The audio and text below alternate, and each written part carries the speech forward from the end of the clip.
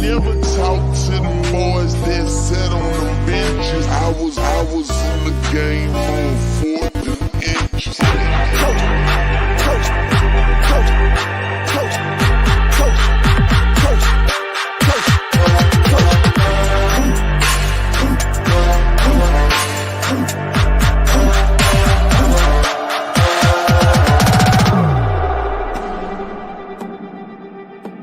Now it's time to go to work.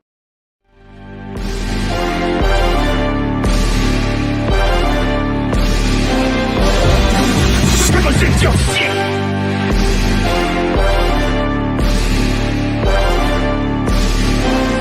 Need a pawn in the drum roll.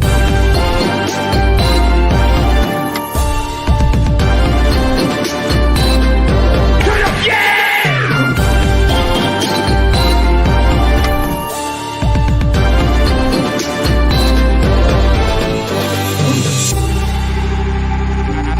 Never talked to them boys that sat on the benches. I never talked to them boys that sat on the benches. I was in the game on 4th and inches.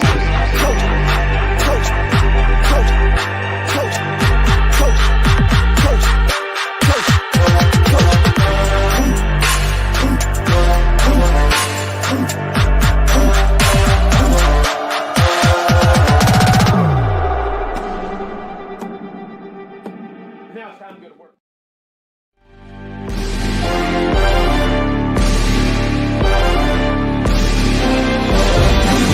Represent your shit.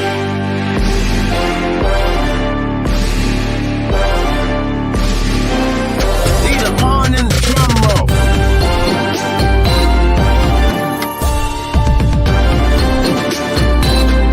Turn up, yeah!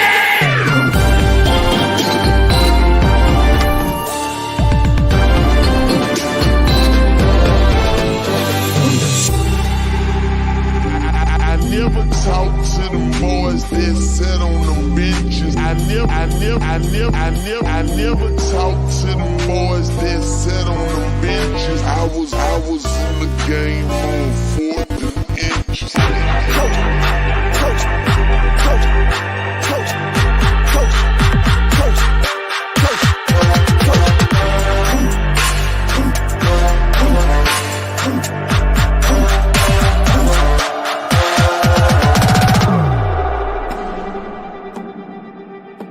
Now it's time to go to work.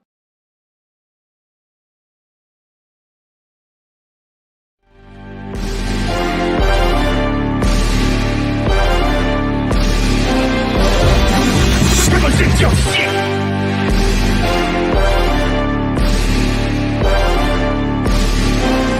Need a pawn in the drum roll.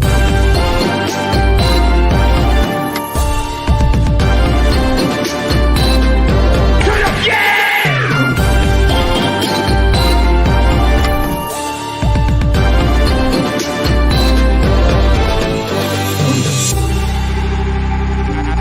Never talked to them boys that sat on the benches. I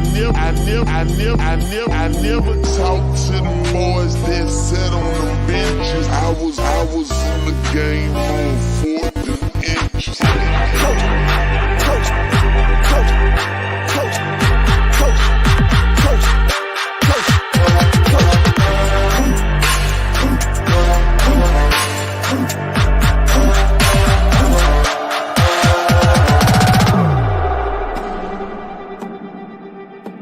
Now it's time to go to work.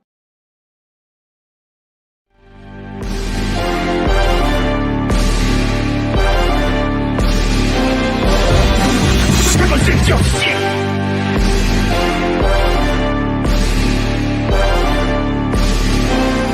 Need a pawn in the drum roll.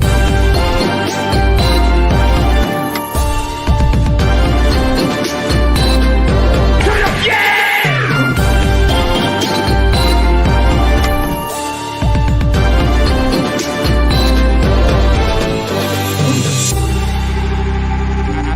Never talked to them boys that sat on the benches. I never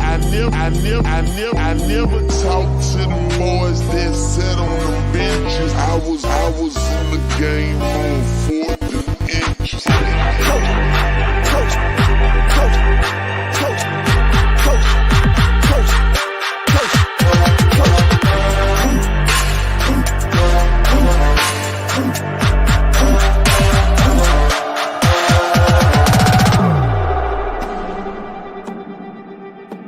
Now it's time to go to work.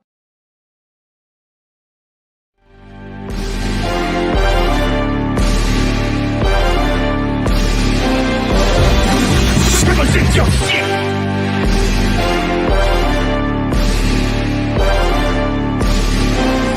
Need a pawn in the drum roll.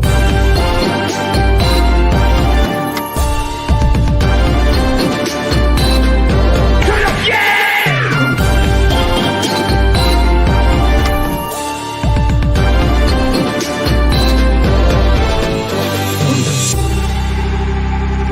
I never talk to the boys that sat on the benches. I never talk to the boys that sat on the benches. I was in the game on 4th and inches.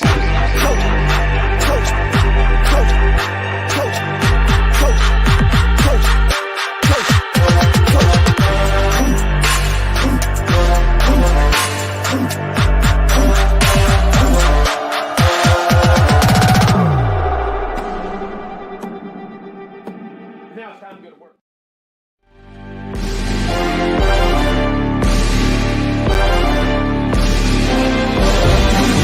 Represent your shit!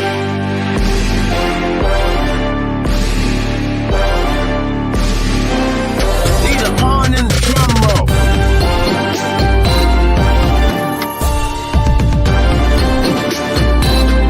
Turn up, yeah!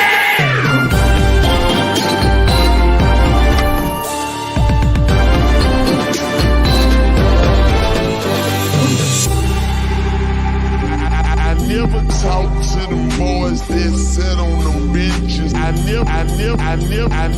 never talk to the boys that sat on the benches. I was in the game on 4th and inches.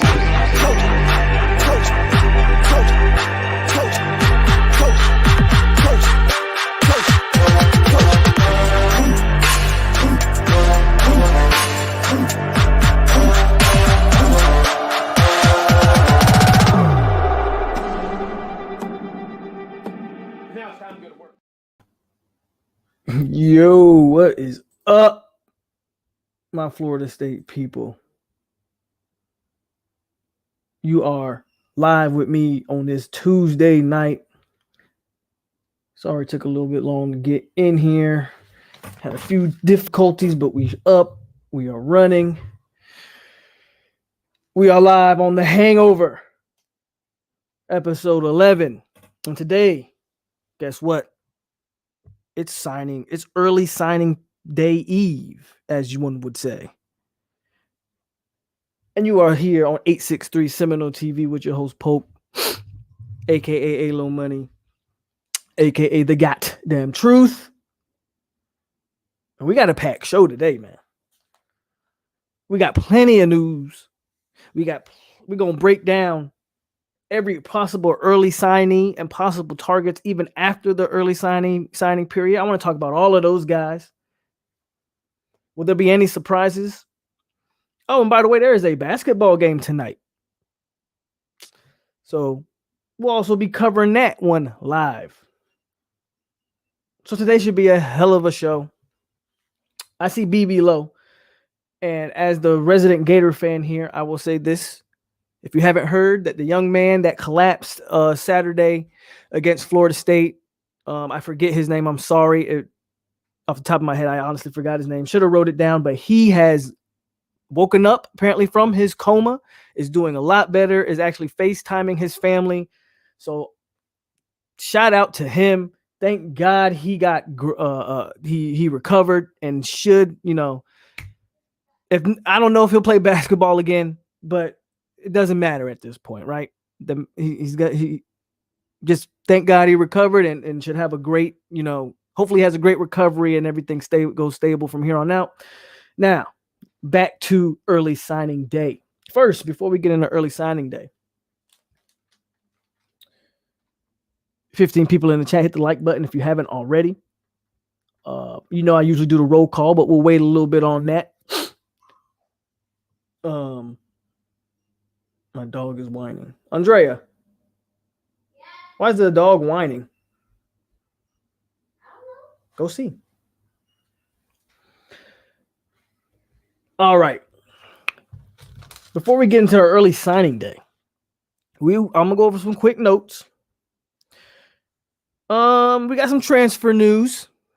Corey Durden and Cyrus Fagan have decided to take their talents to Riley.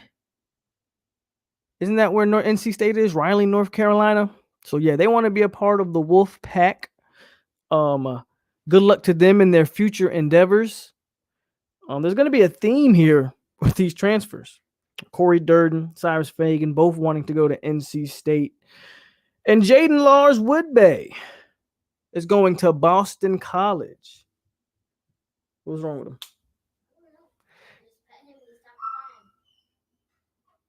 See, he's still doing it. Don't worry about it. And interesting thing on Woodbay is he tweeted that it's personal after announcing his decision to attend Boston College. He made it a point to tweet out, "It's personal." You know what, Woodbay? You're a great young man, and I wish you the best. But if you want to make it personal, good luck trying to catch Toafili in the future.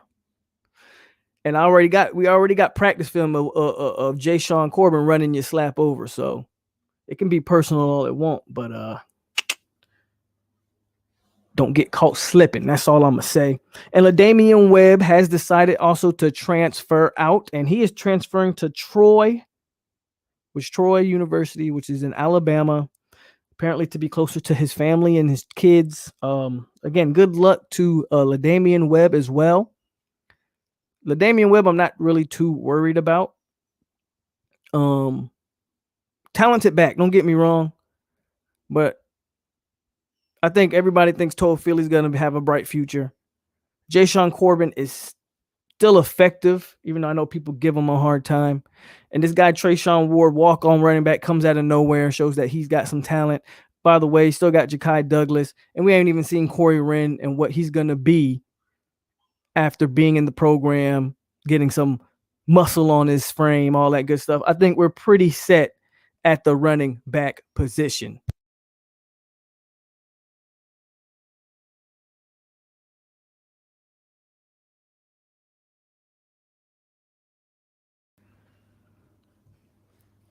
Oh, and breaking news.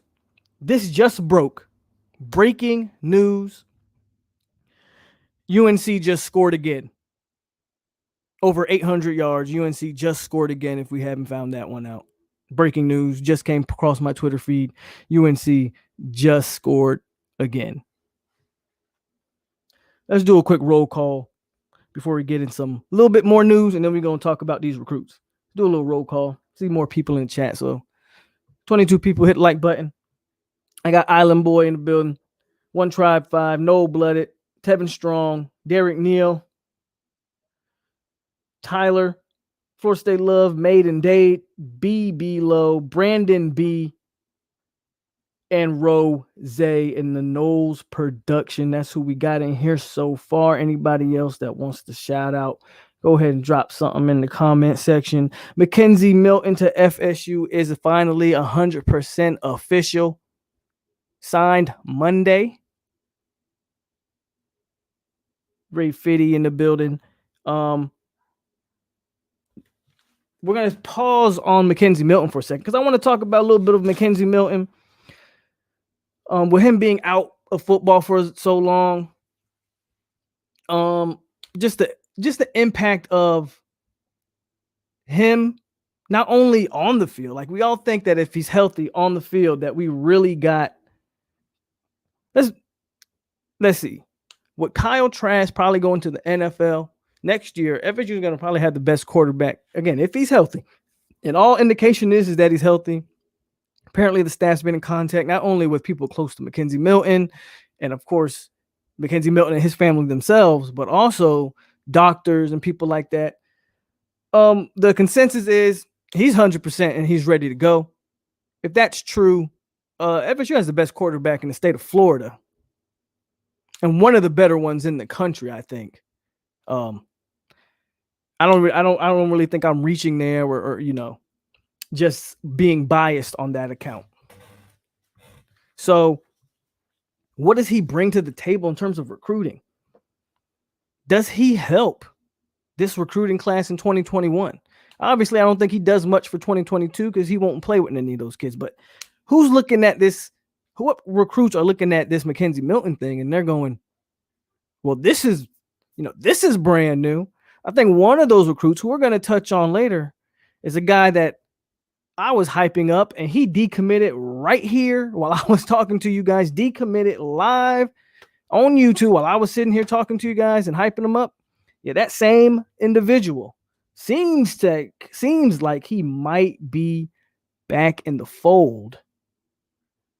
And we're definitely going to talk about that. And I think that has a lot to do with getting McKenzie Milton, and possibly it's a possible wide receiver transfer portal could open up with that. Offensive lineman could be interested in that.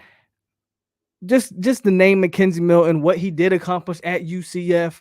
If you look at the numbers he produced while being at UCF, yeah, I think he's going to have a very positive impact. Maybe you might not even see it on early signing day. But remember, this is only early signing day.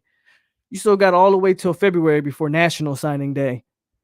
And you could see a very decent impact from McKenzie Milton finally officially being a Florida State Seminole and probably going to be your starting quarterback next year. I'm not ruling Jordan Travis out. I've been very consistent on that. We'll see how that if anything, man, you're going to have a hell of a quarterback competition going into next year, and may the best man win. May the best man win. Tyler says Corbin has improved week to week, keeps us moving forward, and his consistent presence in the backfield where the rest of the guys go missing for weeks at a time. Kusami Hayes in the building. I still want to see Travis packages sometimes. I agree with that. No production. If McKenzie Milton does indeed win the starting job, I still think you got to find a way to keep Jordan Travis in the fold and not only just put him in there to run the ball. Because that's going to be the obvious for any defensive coordinator. Oh, Jordan Travis coming in the game? Yep, they're about to run a option play, read option type of play. He's going to give it or pull it, let him throw the ball a little bit too. I'm not saying rotate dual quarterback system because I don't necessarily believe in that. But I think if you're going to use Jordan Travis and make him special, you got to use a total package of them. Raymond James is in the building. Tyler, don't jump the gun, man. Don't jump the gun. We coming to all of that. I'm gonna do all of that. Ray Fitty want to know about Payson, man. We coming to all of it. It's Hill. It's Destin Hill, but we coming to all of that today. But Tyler kind of jumped the hill a little bit, jumped the gun a little bit. So Trey Sanders possible transfer rumors are heating up. Me personally, I'm just gonna say this. So always with these rumors, always take them with a grain of salt. With that I kind of think the Trey's, I'm mixed on it. Up until about an hour ago, I really thought the Trey Sanders rumors were kind of all cap. I didn't really see anything. And quite frankly, until he actually hits the portal, I still really feel that way. Very similar situation happened earlier in the year with Charles Cross, former FSU commit, who decommitted and went to Mississippi State, was a 5-star tackle. There's a huge rumors going around that he was going to enter the transfer portal and that he was leaning FSU. He never even entered the portal. Still on Mississippi State to this day. Same thing going on here with Trey Sanders. There seems to be more smoke with Trey Sanders. There seems to be a more legit shot at it. Once site like War Chant starts talking about it, okay, I'll give it some serious attention. But there are smoke screens, rumors, whatever you want to call them. There is a possibility that Trey Sanders will transfer out of Alabama. And FSU is maybe the leading candidate there. He obviously brings if he comes back, he had an accident, I believe, earlier this year. And at a school like Alabama, an injury could really not only set you back, but an injury you can never see the field again at a school like Alabama when you start talking about injuries, because there's a lot of talented guys behind Trey Sanders. As talented as 5-star running back Trey Sanders was or is, once he gets hurt and he's not practicing and all these other talented guys behind him are making noise on the field, Trey Sanders gets lost in the shuffle. So do I think the transfer rumors are real? I think they have a possibility to be legit with what he's endured, and with what he's had happen to him at Alabama. He probably is 4, 5, 6 on that depth chart.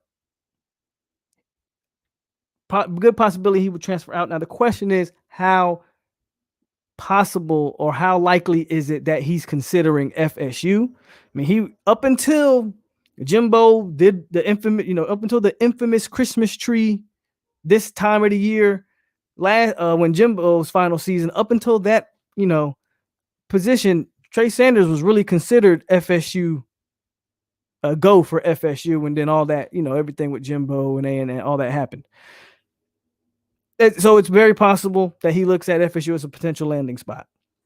So I just want to get that rumor out there. It is a rumor. Again, to me, I put a little bit more stock in it than I did, maybe a day or even a couple hours ago. But with that said, until the name hits the portal, don't expect, I wouldn't bank on it, or I wouldn't think, just until the name hits the portal, don't lose any sleep over it, guys.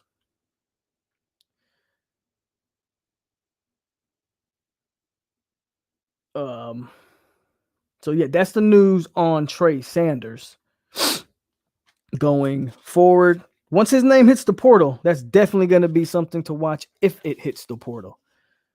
Kusami Hay says, I peaked Malik McClain, had 4 crystal balls to Ole Miss. Y'all want to jump the gun. We're going to get to Malik McClain. Giuseppe in the building. What's going on? Irv Wallace. Good to see y'all again, too. Michael Langston from War Chant said that the same thing about Trey Sanders. Def legit. Right. That's kind of where I'm at with it, Derek. I didn't have any belief in it until War Chant started talking about it. And then I said, okay, if War Chant's talking about it, there's Michael Langston, who is one of the few guys, I always say this, I'm not a fan of everything they do over there, but I do have a bit of respect for what they do. And there's some guys over there that I do like to listen to and hold, to a high standard. Michael Langston is one of them. He usually drops pretty good information, even though he can be a little bit biased at times, but we're all FSU fans, so we're all biased at times. But Michael Langston said it was according to his sources, it's legit that Trey Sanders is potentially hitting the portal very soon, and FSU's at the top of the list. So there you go there. Todd Pope, what's going on? Even if they put Travis into run read option, I think it'll still be effective because teams know that he can run now, and still can't stop it sometimes. Whenever we get a chance, I want your take on Jermaine Johnson, 5-star. Yeah, I'm hearing LSU for him, Rose. Hearing LSU for him. I feel like the class will shock a lot of us. I think we should go after linebacker and corner. All right. Now, that's pretty much all the news I have up until today. Instead, we're going to focus on early signing day. And something that's going really under the radar that I don't think is being talked about enough is the fact that FSU is going to have we have 15 players. Matter of fact, we're going to pull it up right now. We're going to pull it up. Hold on. Hope you guys can see that.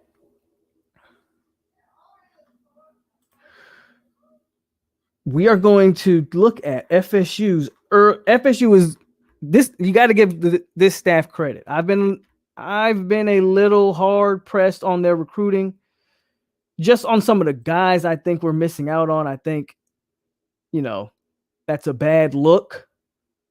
With that said, you got to give credit to this staff from this standpoint.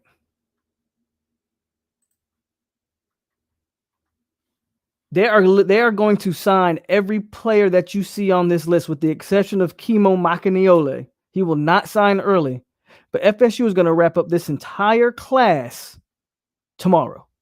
Everybody has is in. Everybody is signing early.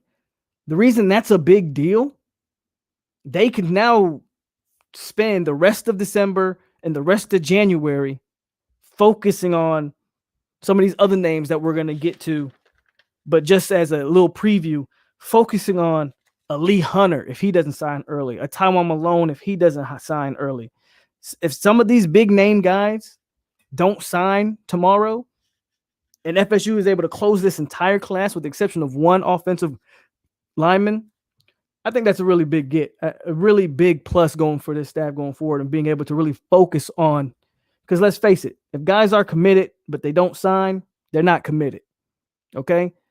Getting all these guys to sign, you don't have to worry about them anymore. Now you can really put all your focus on maybe trying to go out there and shock the world and get some of these big time kids. Or even if you can't get some of the big time kids, you can still fill out the rest of the class and add some quality depth to it. So we're going to go over each early signee. And then we're going to go over the potential targets and all of that. The first on the list is, hold on a second. I want to bring him up.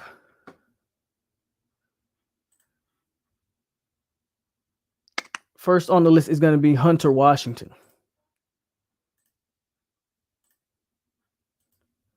There we go. Hunter Washington, 5'11", 178 pounds. Right now, he is FSU's highest rated player as the 19th overall quarterback, 250 nationally, and the 39th player out of the state of Texas. Composite 4-star player, Hunter Washington. Now you can see he had offers from Bama and Arizona State and Akron and this whole list. Whole list there. You see all the big schools were trying to get him. So Hunter Washington's your top guy so far in the class. There you go. Hunter Washington. Me personally, I like him. 5'11", 178. I mean, I like him. Solid get. I think you got two solid 4-star corners in him and Amorion Cooper. You know, I don't know if he's gonna set the world on fire, right? But he's definitely gonna add to the depth, and he's a good take. He's a good take.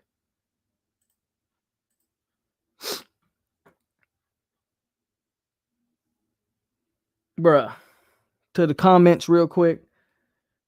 I feel like if you're gonna rotate Travis at QB, then you got to give him the entire drive. I kind of feel you on that, Tyler. Not sure if we already touched on this but just joined the show a few minutes ago. Realistically, what are we getting in Milton? I said it, Giuseppe. This is my personal opinion. If he's healthy and that knee's fine, now that all comes with a grain of salt, but because I think even if he is 100% healthy, he's not going to have confidence in that knee until, frankly, he gets hit in it. Like, sorry to say that, right? But he's not going to have confidence in that knee until someone hits him in it, until he realizes that, oh, you know what? I can take a hit and still be healthy. But you're going to see how timid he is in the pocket when he's got people diving at those knees and live. And I'm not even talking practice. I'm talking live because Norvell's not going to be dumb enough. I know he plays his freshman quarterbacks in live practices. He's not going to do that with a McKenzie Milton. If he is healthy, and from all accounts, he's 100%. From UCF and everybody around him and doctors and he's 100%. If McKenzie Milton is 100%, I believe you're getting tomorrow. Next year, you will have the best quarterback in the state of Florida, and possibly maybe one of the top 10 quarterbacks in the entire nation. I mean, you look at what he did at UCF. You look at the numbers he put up. I think that's a realistic take. I think you legit got the best. I mean, I think easily he's the best quarterback in the state of Florida. Maybe the nation. We'll see how that plays out. What's your thoughts on that damn box? Man, I thought that box was like somebody's letter of intent or something, and it was a damn video game, Rose. I was kind of disappointed. And at the end of the day, Brandon B's exactly right. Either way, even if maybe he's never going to be the same quarterback because of the knee, you're still going to get a kid who can teach. I mean, what is McKenzie? McKenzie Milton's probably like 22, 23, 24 years old right now. He's going to be able to teach these younger guys how to prepare, how to get ready, winner's mentality. At the end of the day, I think he's a plus regardless. Plus regardless. Let's go to the next. The next commit is one of my favorites, Chambry Jackson. Let me bring him here. Let me bring him up here on the board.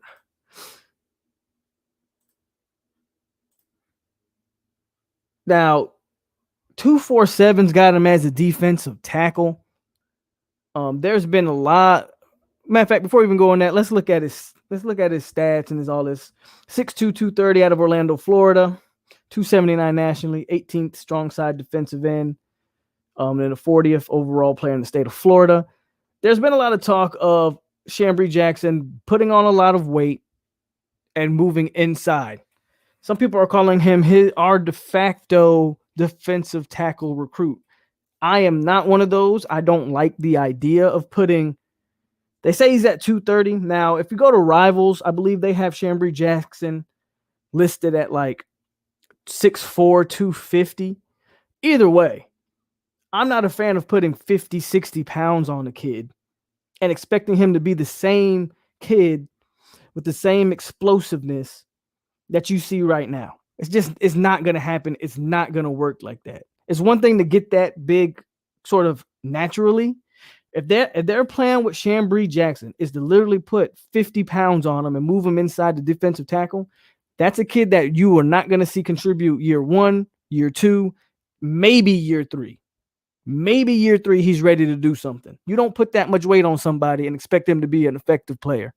He's not going to move the same. He's not going to feel the same. The game's not going to come naturally the same to him with that much weight. I like Chambry Jackson. Personally, I think you keep him at defensive end. Personally, I think you could stand him up at outside linebacker if at all possible. I'd much rather do that than move him inside and put 50 pounds on him. But that's your second highest rated guy in Chambry Jackson.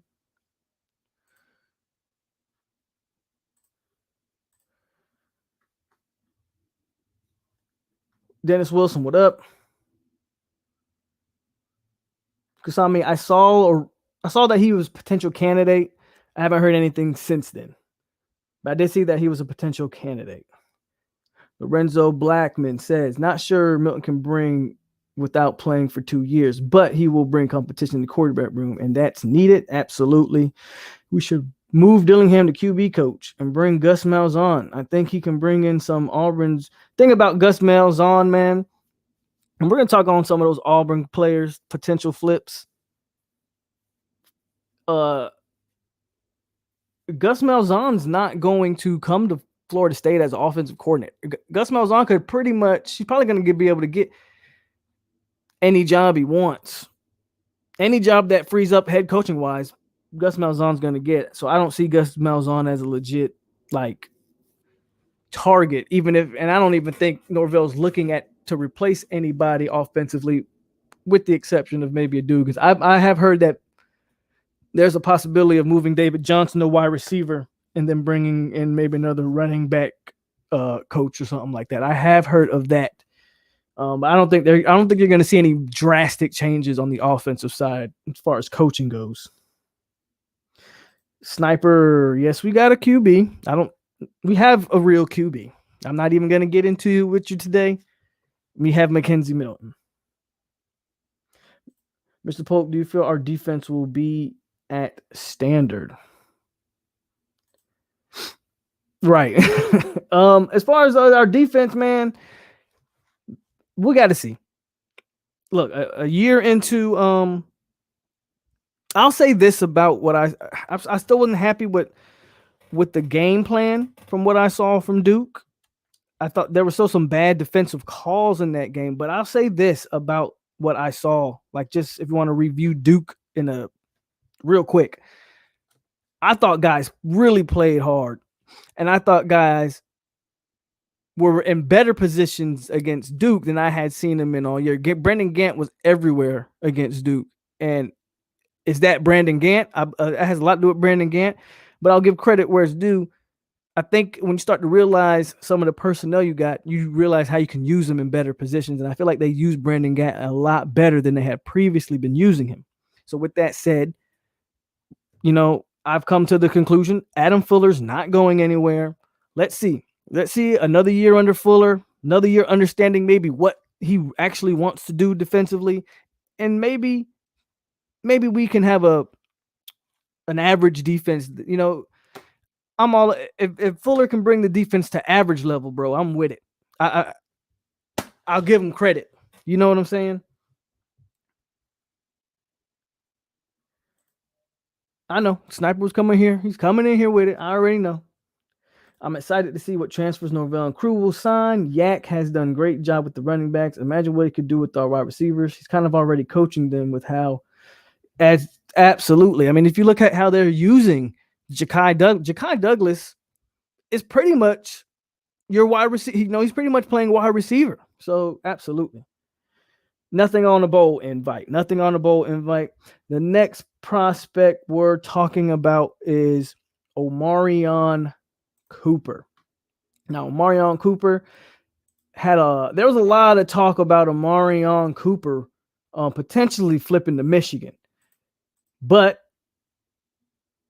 good news is, not only is he not going to flip to Michigan, but he's going, a guy who was, from a lot of things I was hearing, was he was this close from decommitting and flipping to Michigan. And he's gone from that to signing early tomorrow. That is a great get. I think I did a breakdown of Omarion Cooper's tape. And to me, he reminds me a lot of Brian McFadden when I watch him.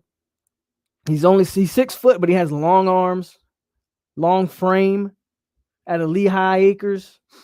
280 nationally, the 22 overall corner in the nation, and the 41st player in the state of Florida is Omarion Cooper. And Michigan was making a late surge, but with the way that team ended up playing, we kind of caught a break there.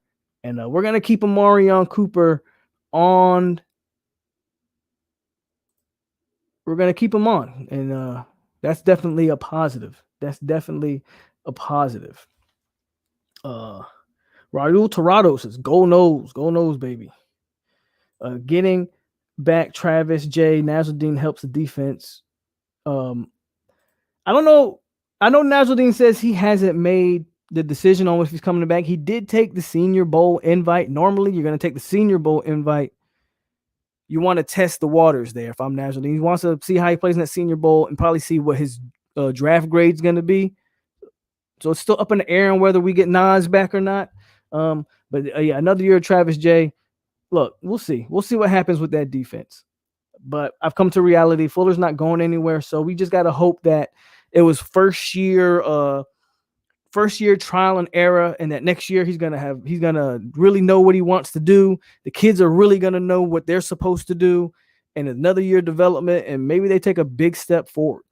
Maybe defensively they take a big step forward. Now let's go to the next commit.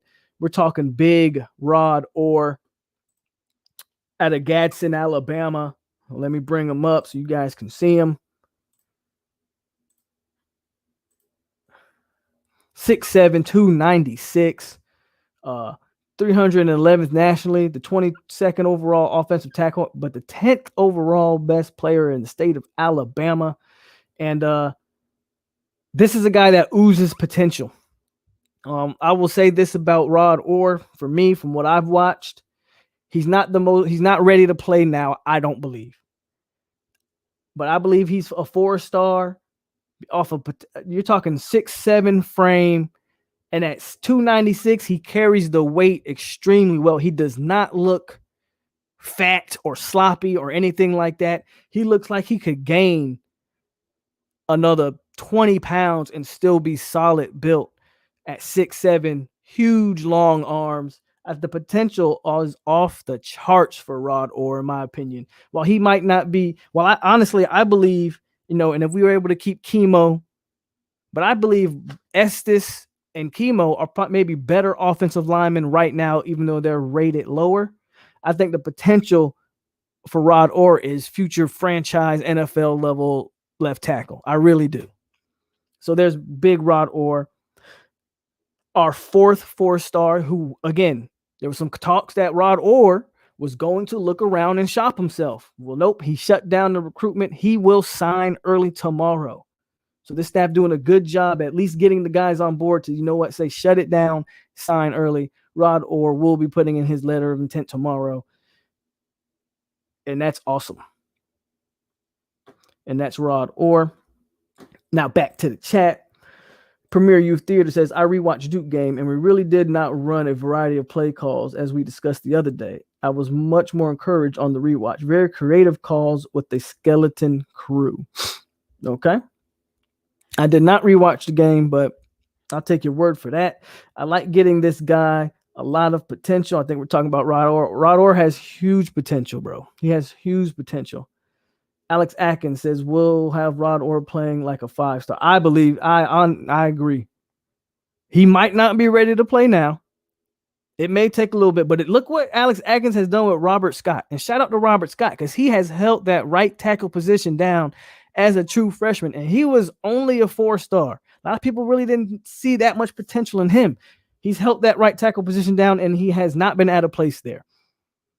Most of the times you don't even notice Robert Scott. That's a good thing for an offensive lineman. When you don't see him getting blown off the ball, that's a good thing. Robert Scott goes out there and he quietly does his job at an effective level. Imagine what he's going to do with a guy who I think has all the potential in the world at like Rod Orr. I'm telling you, man, you could be seeing a future All-American first-round level type of pick at a Rod Orr. I really believe that. And the boy wonder is in the building. Yes, you are. What up, man? Next commit, our final 4-star who will sign early, Mr. Patrick Payton out of Miami, Florida. Let me get him on the screen here so we can take a look at him.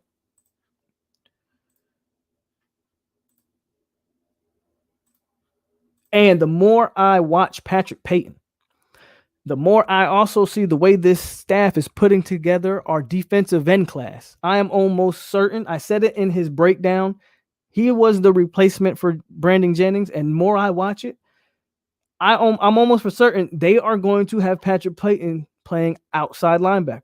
I do not think he will be putting his hand in the dirt. That has a lot to do with not only who FSU's signing, but there's another name, defensive end, similar build of Patrick Payton, who's being crystal balled to Florida State. We're going to talk about him. He's also 6'5", who I think they're going to use him as defensive end. I think Patrick Payton will end up playing outside linebacker at the next level, and I am not mad at that. I believe his strength might be with his hand in the dirt, but you know what? When I watch him, he plays very effectively standing up as well. I can almost argue that he's obviously standing up. He's a little bit more quicker. So, but there you have him, 6'5", 205 out of Miami, Patrick Payton. 331st player nationally, the 22nd ranked outside linebacker, the 53rd player in the state of Florida. You see, 247 has him, and that's in most of the time, these two player ratings right here are similar, but 247, now you look here on the bottom, they have him rated vastly higher than the composite rankings. I've explained this before, so I'll explain it one more time. The composite rankings are again, I don't know what formula they use or how they do it, but the composite ranking is 247, Rivals, ESPN. It's all those recruiting rankings jumbled up, and bam, there you get it. There's your composite. 247 alone, though, they really think he is one of the best players in the entire nation. I see there. But that is Patrick Payton. Again, another guy, long, lean, ton of potential on Patrick Payton. The way his body grows is really going to tell you the type of player he's going to be. I'll take a kid out of Miami any day, and especially a kid with those type of measurements. I am all for Mr. Patrick Payton. That's our final 4-star that we will be signing tomorrow. Back to the comments before we go on. Tyler says, Scott doesn't get penalized like ever. Bro, exactly. You don't ever hear of Robert Scott, former 3-star kid out of Arkansas. You don't hear from him. You don't hear holding calls. I think, like you said, I think we may have heard a false start off of Robert Scott one or twice.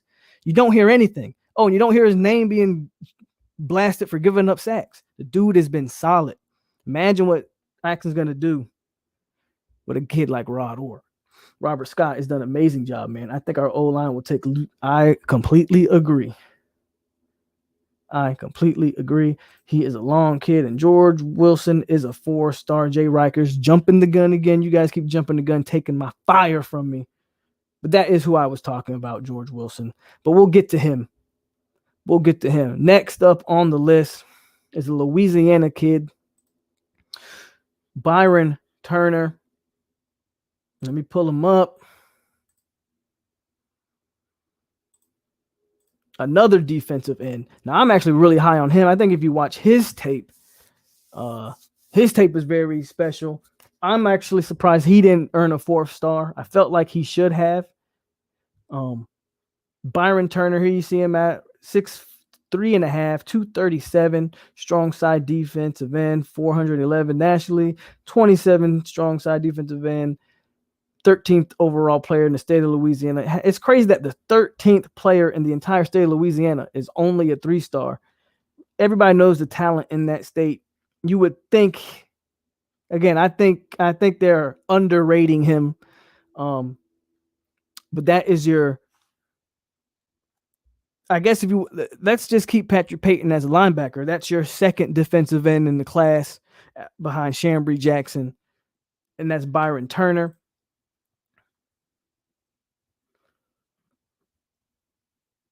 Next, we'll talk about Joshua Burrell, one of my favorite commits. Kid's always on Twitter, tweeting at guys, he's probably FSU's most active recruiter as far as the commits goes. Joshua Burrell, one of my favorite commits. And I call him DeAndre Hopkins Jr. because I see that in his game. Don't know if he has the speed, but I'm definitely looking forward to seeing him. Joshua Burrell out of South Carolina. Let me bring him up so we can take a look at his profile real quick.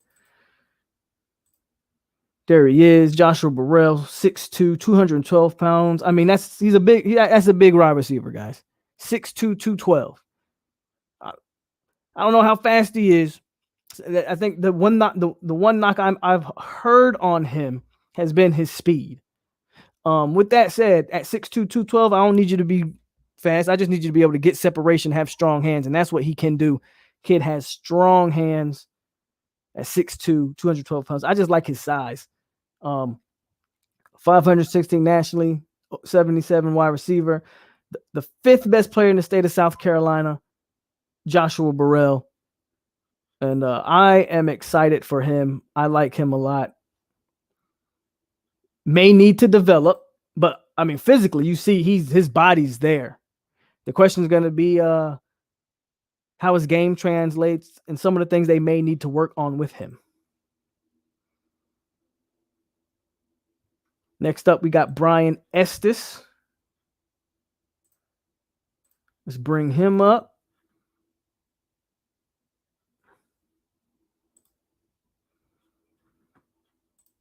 Hold on a second. Sorry. Let's bring up Estes. He is at this point, because I'm not counting Chemo, because Chemo is not early signing.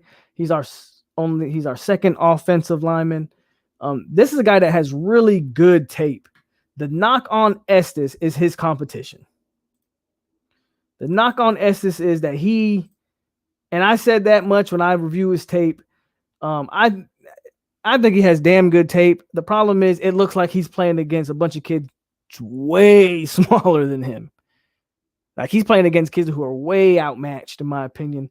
So the question on Estes, why he's so underrated or rated as low as he is, I think it has a lot to do with his competition. And will he be able to translate any of that to the college level? But you're talking kid out of McDonough, Georgia. I don't know if I'm saying that right. McDonough. 572 nationally, the 9th offensive center, 48th player in the state of Georgia, 6'3", 291, Brian Estes. Let's go to the chat. The chat says Joshua Burrell has the heart that turns him into an FSU great. He's one of my favorite commits. So I'm actually 100% there with you, Tyler. Are there any players committed to Auburn or on that roster that you see? Oh, I see a lot. We're going to talk about that, Sniper. There's going to be a few guys FSU's definitely going to go for. Really hope Burrell succeed. He is clearly a contributor. Why can't we recruit anymore? Like, I don't remember the last time we were 30th. Oh, you must not remember when Jimbo left. We were like in the 60s. And shout out to Willie Taggart. He salvaged that recruiting class into a top 25 class. FSU's been down before. We're fine. We're fine.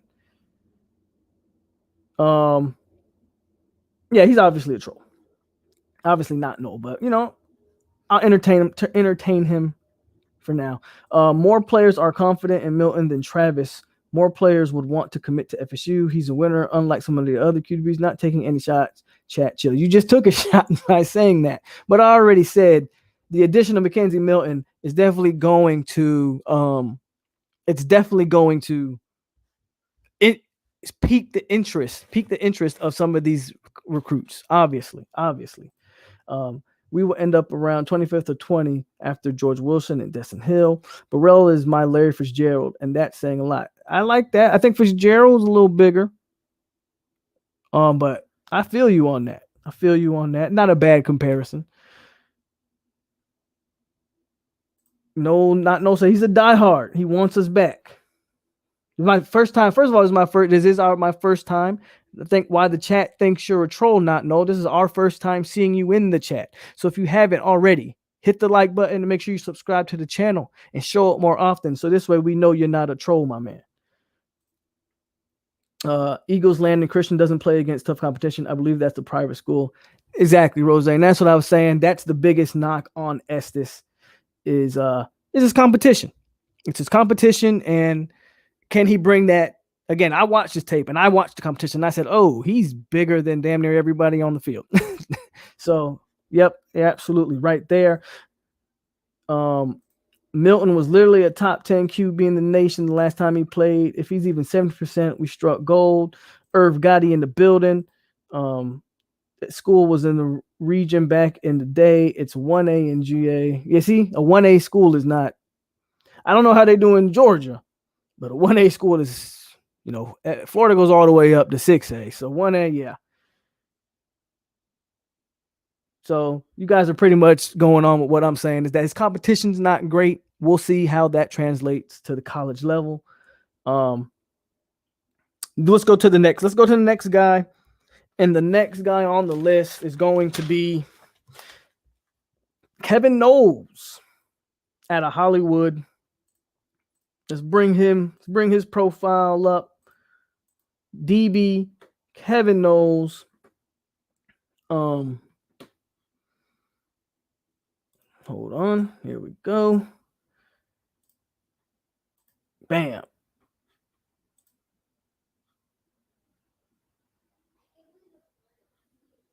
Bro, does Florida really go up to 8A? Bro, when I was in high school, Florida didn't go up to no 8A, bro. Is it really up to 8A now?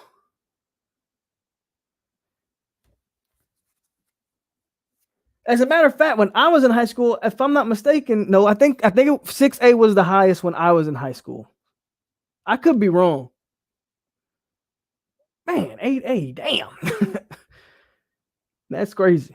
That just shows how much these schools are growing. But I'm almost positive when I was in high school, 6A was the highest it went. That was the highest it went. Anyways, let's get on this Kevin Knowles talk. As you see here, 5'10", 168. On the smaller, thinner side, but he can grow. I'll take any kid out of Hollywood, Florida, out of the South Florida area.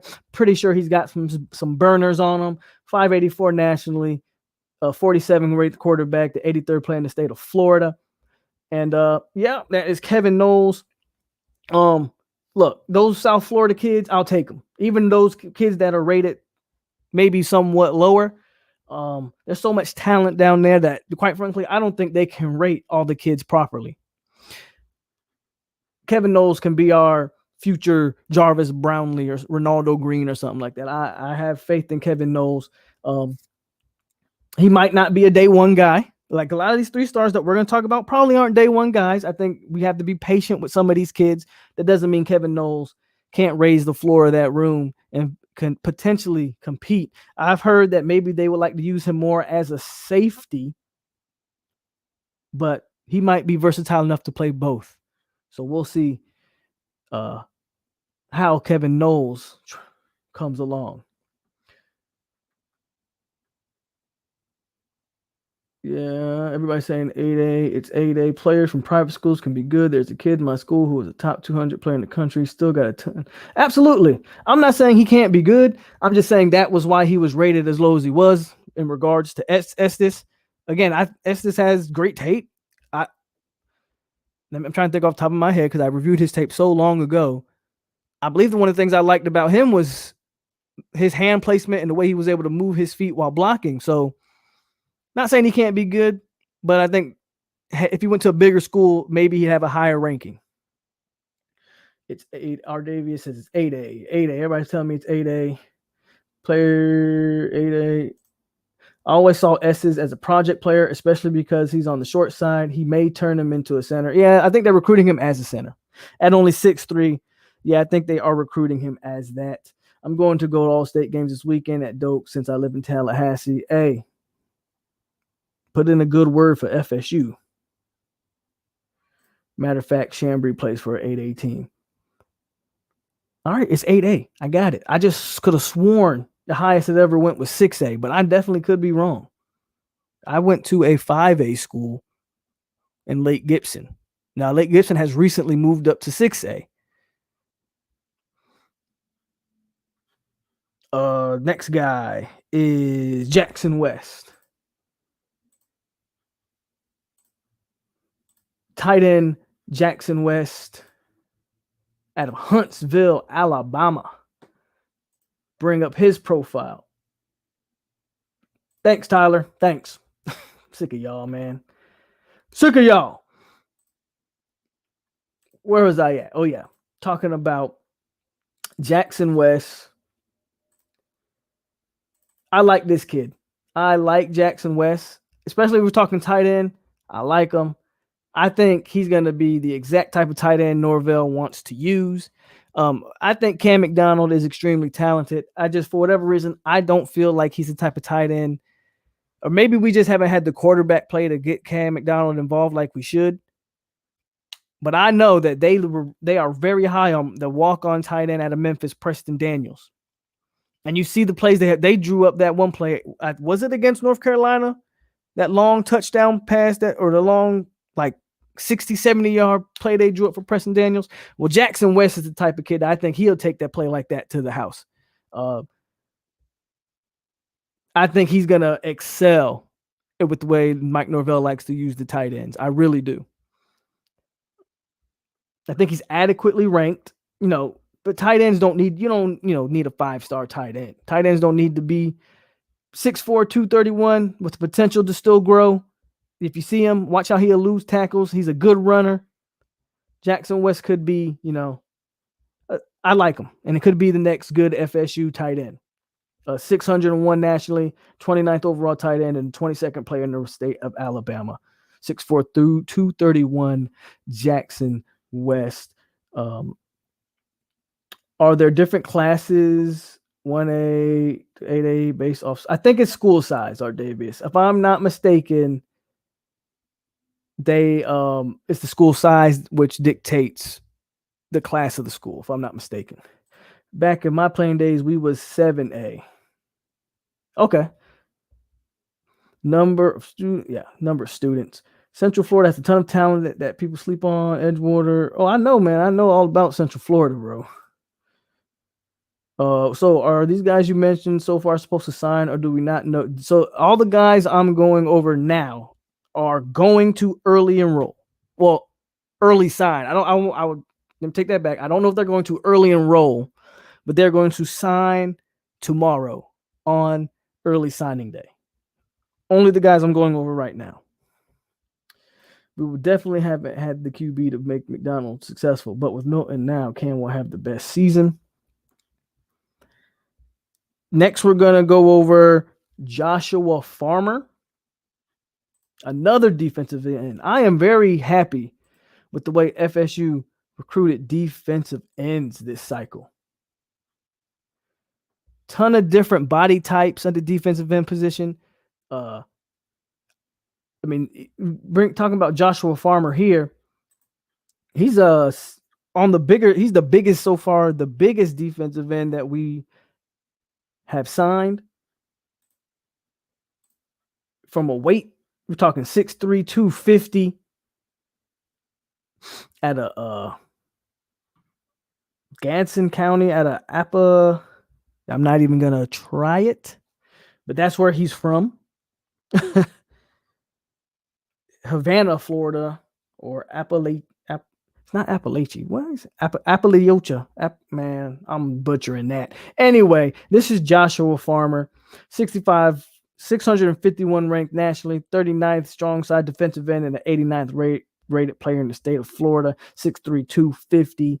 This was a guy who really had a lot of hype at the beginning of the year. A lot of people thought he was going to earn a 5-star. For whatever reason, he did not. I still think there's a lot of potential out of Joshua Farmer, and I like his size off the bat. Robert, he could be like a Josh Griffiths type. That's my guy, Joshua Farmer. I believe 14 R50 commits are signing. Exactly. Everybody is signing early tomorrow, except for Chemo, which is why I have not gone over Chemo. And Chemo might be the guy that I think we might lose out on him. Said they might convert Farmer. Now, I'd be more Appalachia. Thank you, Judge Uno. I appreciate that. Now, I would be more for moving Farmer over to D tackle than I would be for moving Chambry Jackson over to D tackle. I think Farmer and his game maybe suits more of that D tackle than Chambry Jackson does. So good point there, Rose. Gadsden County did not play many games this year. That's probably why he didn't pick up that 4th star. It would make sense if that is the case. If they were, due to the pandemic, wasn't able to play. He wasn't able to put on as much of a showcase as I think a lot of people predicted him to do. Makes sense. Next guy we are gonna go over. Joseph Aller, what's up? So get me up to speed, bro. We just talking about early signing day and what we got looking forward to going into tomorrow and who we are early signing. Dylan Harris says, "What's up, POLK? FSU looking a lot better with these recruits." I agree. I think it got kind of grim at one point. I think they are picking up some steam. I'm not saying we're gonna shock the world tomorrow, but I think FSU fans will be pleasantly surprised with the way this class ends. I do. And Jackson West does have some wheels on him. Let's go to Jordan Eubanks now. I don't want to say anything bad about a kid. And I'm not gonna say anything bad about him, but I will say this. Of all the players on FSU's commit list, Jordan Eubanks might be the one guy I'm really not that high on. And I'm not trying to be mean, and I'm not trying to, talk negative on a kid. And quite frankly, I hope he proves me wrong. But when I watch him, he plays more DB in high school, but they got him as an outside linebacker at 6'2", 200 at a Denton, Texas. 931th nationally, 57 outside linebacker, and 130th player in the state of Texas. When I watch Eubanks, I don't really know why he's a take for Florida State. I'm guessing because of his linebacker, you need the numbers. That would be my guess. By all means, Jordan Eubanks, shut me up and prove me wrong. But even when you look at his list of schools that wanted him, he had 18 offers, but let's look at his complete list. You look at some of these schools, and let's be honest, none of the big dogs were really after him. So I'm not that high on Eubanks. That doesn't mean Eubanks won't be a great player and completely shut me up and prove me wrong and develop into the next Khalil Mack or something. Who knows? But just off the surface, off right now, from what I've watched, if there's one player that I'm like, it's Jordan Eubanks. Sorry to say, maybe somebody else has a different take on Eubanks, but that's just how I kind of feel. That's just kind of how I feel on the Eubanks kids, on the Eubanks kid. I keep hearing rumors that we might be getting Charlie Brewer from Baylor, if that's even true. Haven't heard that, Jalen. I trust the stats evaluation with the exception of Jordan Eubanks. I don't see it. Oh, there you go. Me and Tyler again. I don't see the Jordan Eubanks thing either. I was just talking about that. I just don't, it's just my opinion, and I hopefully I'm dead wrong on it, but that's really just my opinion. Farmer is very underrated. He's the best player on a very good Gadsden County defense this season. He says, Eubanks lives in my city, man. Have you watched him play? Probably not because of the pandemic, Jurgen. You probably didn't go watch any high school games. I know you usually will go check out some of the high school games, but did you watch him play at all? Just from what I see on tape, I don't really see it. I don't really see it with Eubanks, just from what I see. Maybe you got a different take. Geyer's got some kids. He's not one of the best out there. There you go. So, it is what it is. Can Eubanks play safety? That's the problem that I see with him. I think it's one of the reasons why he's listed as a linebacker. I don't think he has the speed to play safety. I think I just don't see it. I just don't see it with Eubanks. And again, that's not me trying to bash a kid, man. That's just my honest evaluation. And if I'm wrong, I will gladly be wrong. I'm glad I wasn't the only one saying that about Eubanks. I would have passed on him, but hey, what do I know? So it seems to be everybody's kind of in agreement with the Eubanks take. Hopefully he proves us all wrong. But yeah, I don't see it in Jordan Eubanks. But again, hopefully he proves us wrong. Next guy we're going to go over is Kobe Gross. He's a JUCO out of California, tight end. This is another guy, man, that I think is going to excel. I think another tight end type of tight end that Norvell likes, and he's going to probably contribute extremely early, being that he's a JUCO kid. We'll probably see him before we see Jackson West. That tight end room can be a lot different next year. I'm hearing that Jordan Wilson, he was a UCLA tight end who ruptured his Achilles, will be back next year. If he can come back and be anything, if anything, he'd still be a big blocker, big body blocker, that we can put out there. Another year of McDonald, another year of Wyatt Rector. You might have some good stuff going on here at the tight end position. I like the Kobe Gross take. And there you see him. There's his profile, 6'3", 235, JUCO. Out of Pittsburgh, California. I don't even think I've ever heard of Pittsburgh, California, but that's where he's from. And as far as JUCO ratings, he was the 38th overall JUCO, the third tight end, and the third JUCO out of the state of California. So pretty solid. He's pretty highly rated JUCO guy.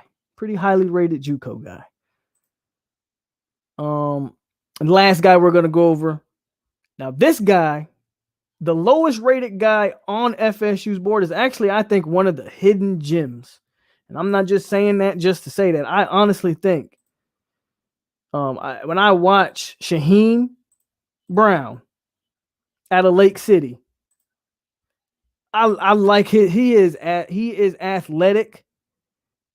He is long, has a frame that can build on. He should be rated higher than Jordan Eubanks. I am a fan of one Shaheem Brown. Whoops. And we're going to bring his profile. Bring his profile on the screen right now. There it is. 6'1", 185 out of Lake City, Florida. 1,276 overall rated player, the 86 backer, and 166 player in the state of Florida. But you know what? Again, I see a lot of potential in Shaheem Brown. If they do really plan on moving him to linebacker, it's all about how effectively he can put on the weight. I do think he's probably while I think he's athletic, and I think he has a really explosive first step, Probably doesn't have the overall speed to play corner at the next level, which is why I think they're projecting him as a backer. But I think he could also play some safety. I like Shaheem Brown's versatility, and I think, he is the better prospect, in my opinion, than the Jordan Eubanks. And those are all of these early signees. Those are all of the early signees going into tomorrow. Those are all the guys that are supposed to sign early. The only guy we left out was Kimo Makaniole. Apparently, he is infatuated with the SEC. I would not be surprised if he ends up not being in this class. Let's go to the comments. More worried about corner than safety. Eubanks he does have measurables. I mean, at 6'2", 200 pounds, he's got some measurables, got some stuff to work with, I guess. It's all about, can you be the part and not just look the part? Give me your early signing grade. Out of these guys, it's hard to give a grade now. I got to see who we pull tomorrow. Just off of what we got here with 5 4 stars, a bunch of, I think, talented 3 stars, but they're all project players. I'd give this early signing period right now, without any knowledge of who we're gonna get tomorrow, any surprises. I'd give it a C to C plus. I think they could have did better. You can't give it a B or an A when you lose Altmaier, Malik McClain, Brandon Jennings. You can't lose those calibers of player and talk about B or A. So, but the fact that you were able to keep a Rod Orr, add a Patrick Payton, keep your 2 big time corners, get Chambry Jackson, and not only get them, but lock them down, get them to shut down recruitment. I'll give them a C. I give them a C to a C plus. McKenzie Milton, Jordan Travis, Chuba Purdy. That 3 is net. I think the whole quarterback room with the addition of Milton really has taken a big step forward. Colby Gross looks really fast in some of those clips. I think Jordan Travis is going to be used all over as a all-purpose player, like putting him that's something that they're definitely going to have to find a way to put the ball in Jordan Travis's hands. I have to give Norvell, he's improving the roster all around. Shaheem Brown, I'm definitely a big fan of his. Kid is going to be nice in a few years. I agree, Rose. I like what he is.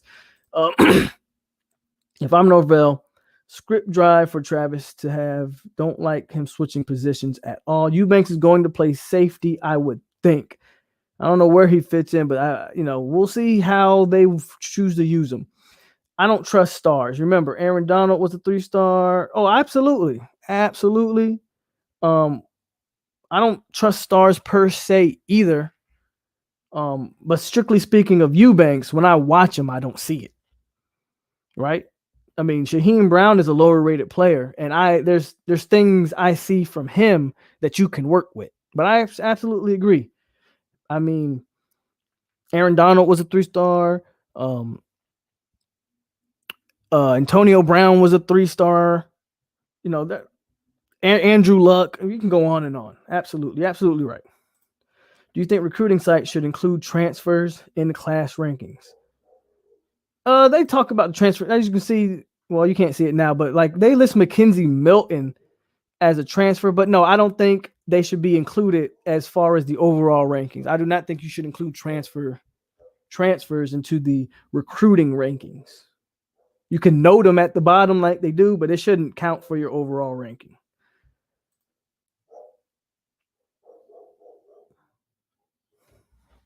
Next up. So those are the early guys. Those are the guys that are going to sign the dotted line tomorrow.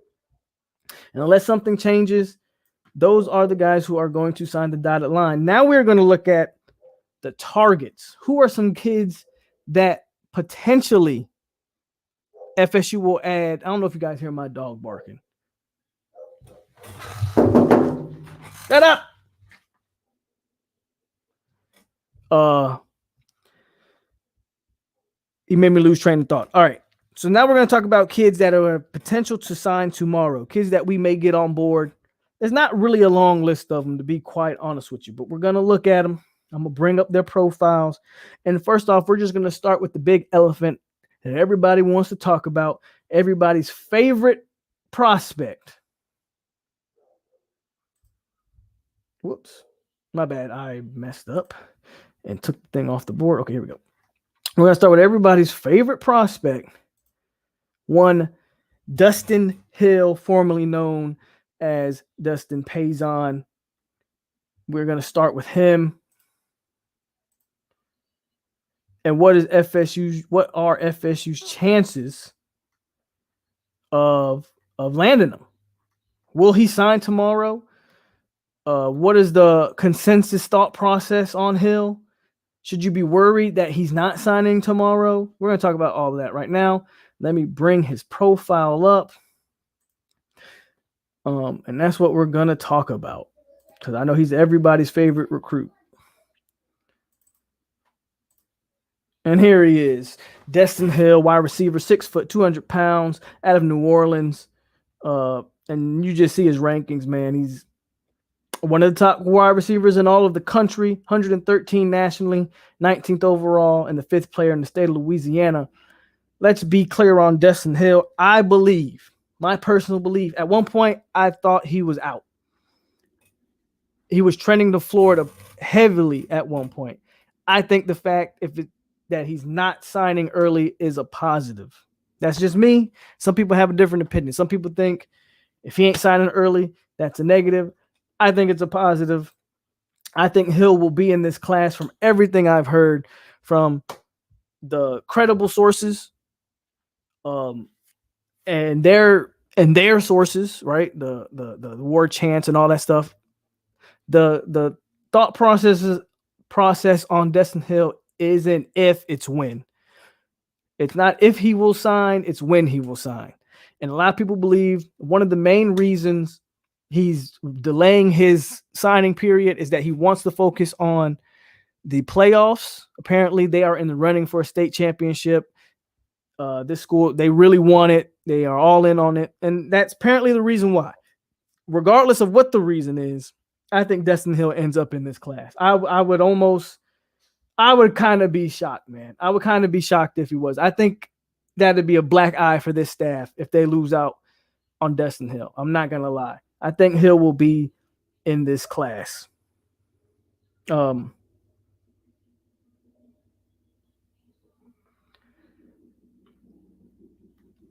there's Dustin Hill.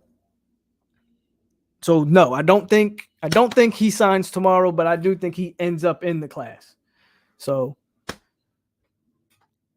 don't get too down if he doesn't sign tomorrow. I think the plan is for him to sign in February, but some people seem to believe that they wouldn't be surprised if he just shut it down and signed. Next up, we're going to talk about, let's take Hill off of here. And the next guy I want to touch on is a guy. Now, I don't know, and somebody, if you do know, please share the information. I don't know if he plans to sign tomorrow or not, but I believe he is going to be, I think we're going to land him. And that is one, Contravion Hargrove. They've been on him for a long time.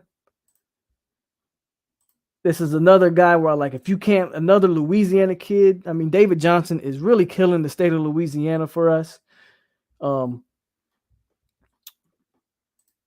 you see him on your screen, 5'11", 185. So he's good build for a running back, 261 nationally, the 14th overall running back and the 9th player in the state of Louisiana. And this was a guy who was formerly committed to Louisiana Tech as a 3-star. Saw that 4-star. He did Louisiana Tech like these prospects have been doing us. Once he got that 4-star, he decommitted. And as you can see, South Carolina, Penn State, and Florida State seem to be in the mix. And quite frankly, South Carolina doesn't have a coach. Penn State was an absolute travesty. And, I mean, we weren't much better than Penn State. But, look, I think I got faith David Johnson's going to seal this one. And if Hargrove is committing tomorrow, expect that we add another 4-star to the list tomorrow in Contravion Hargrove. I've always been high on him. When it was between him and Jalen White, I was telling everybody that Hargrove was my guy over White. Jalen White's not even in the picture anymore. I think Hargrove is going to be our running back of this class. Let's go to the comments. People are saying forget Amari Harvey. We're going to talk about a bit of Amari Harvey going forward. I don't know how running backs aren't beating down the door right now. I believe Harbaugh commits to Barr. I would do too. I think if he is signing tomorrow, yeah, I think that's one of the guys you'll see added, and Contravion Hargrove. Now, this is a guy who just recently popped up on everybody's radar. But he's all but crystal ball to Florida State. Everybody expects him to if he's committing. Again, this is another guy. I don't know if he's committing tomorrow. I believe he is. I believe I saw that he is committing tomorrow. Let me find him. You guys already know who I'm talking about. Recent decommit from South Carolina. 247. Matter of fact, let me stop talking and just bring him up. Everybody's newest favorite recruit. That's George Wilson out of Virginia. You see him on your screen right there.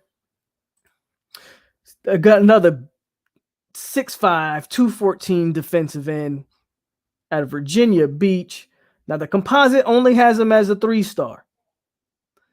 247's got him as a 4-star. You can go ahead. 247 has him as a very highly rated player. 188, 12th overall defensive end. I mean, those are good numbers that 247. 247 thinks extremely high of him.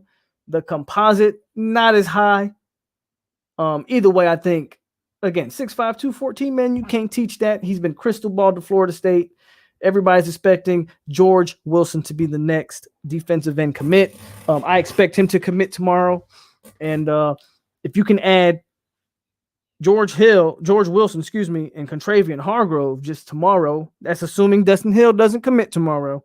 You add those two guys, man, that's definitely a plus. Definitely a plus going forward. This Alabama recruiting has a very suspicious at this point. I mean, they almost have every player in the recruiting class is a 5-star. It's Alabama, man. They've been doing that for years now. Hargrove has to see how FSU backs are performing in the NFL. Cam has solidified himself as a feature back at this point. Lorenzo Featherston remake. George, okay, that's good though. Whether it's tomorrow or Friday, early signing period lasts from Wednesday to Friday, so that's still a plus. I still expect George Wilson to be a Seminole. And Richie says Lorenzo Featherston remake. I thought Lorenzo Featherston was a good player. He just couldn't stay healthy, and eventually he medically disqualified. Again, it's all about the weight that you can put on some of these slimmer kids, but him and Patrick Payton, 6'5", 200 pounds. I mean, you're talking about 6'5", lean, quick step, good length. Love to see it.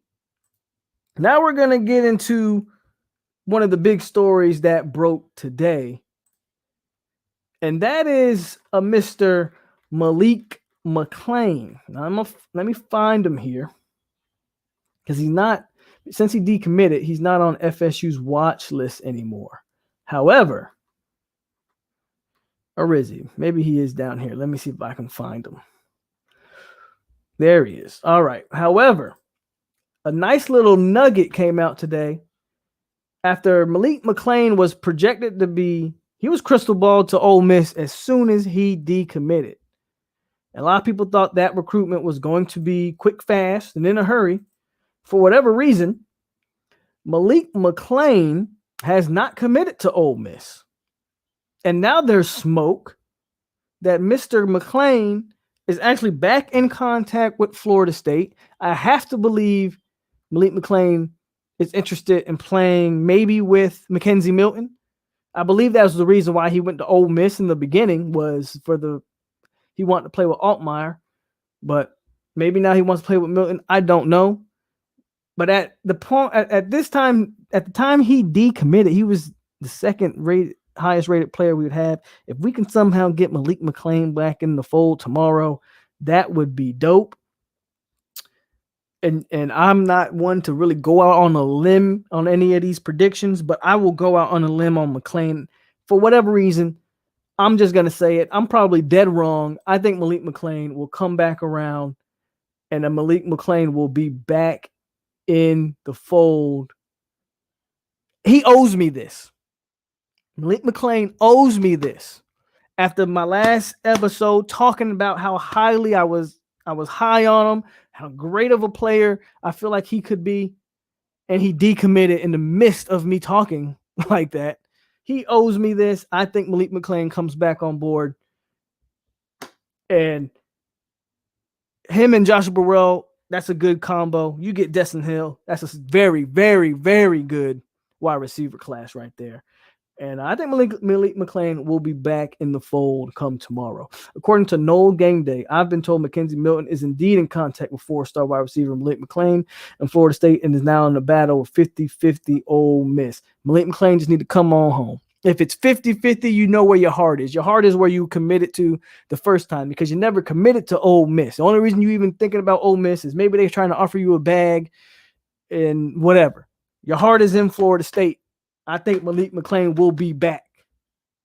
Call me rich, and I would bring McClain back at that. We didn't know what we wanted to do. We have a QB now that can get him the ball. I bet my last dime McKenzie Milton is definitely on the phone with one or two of these wide receivers. I agree with that, brother Brooklyn. Malik heard you wanted that fade with him, so he thought twice about I ain't want to fade with him. I want that fade with Altmaier for pulling Malik McClain away. That Altmaier the one that gotta show up and throw some hands with me. But no, Malik McClain gonna come back. That's gonna be, if you want one of my bold predictions for tomorrow, this is one of them, I guess. I think we'll bring Malik McClain back on board tomorrow, and he will sign the dotted line. And Amari Harvey, everybody's talking about him, so why not just, go over him a little bit? Again, I've been kind of torn on Amari Harvey at first. When it first popped off, I thought to myself, okay, FSU's got a chance to go after Amari Harvey if they want. A lot of people are saying A&M is the school to watch if he does indeed decommit from Auburn. I'm not going to lie. I've been tweeting Amari Harvey crazy. I usually don't tweet recruits, but I've been telling them, hey, come on home. I don't think Amari Harvey's going to do it. From what I'm hearing from within the program, he burnt some bridges with the Florida State staff.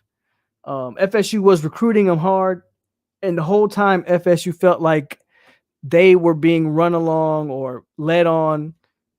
FSU feels like Amari Harvey wasn't serious with them, wasn't honest with them, and there's a lot of talk that Amari Harvey burnt bridges with Florida State. And so with that said, I don't think Amari Harvey will be back.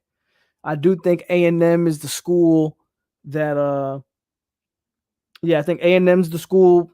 Probably going to go play for Jimbo. The kid grew up on watching Jimbo Fisher football team, so I understand it. So yeah, that's kind of my take there. I don't think Amari Harvey's going to be in the mix, and I think that has a lot to do with the fact that he burnt some bridges in Tallahassee.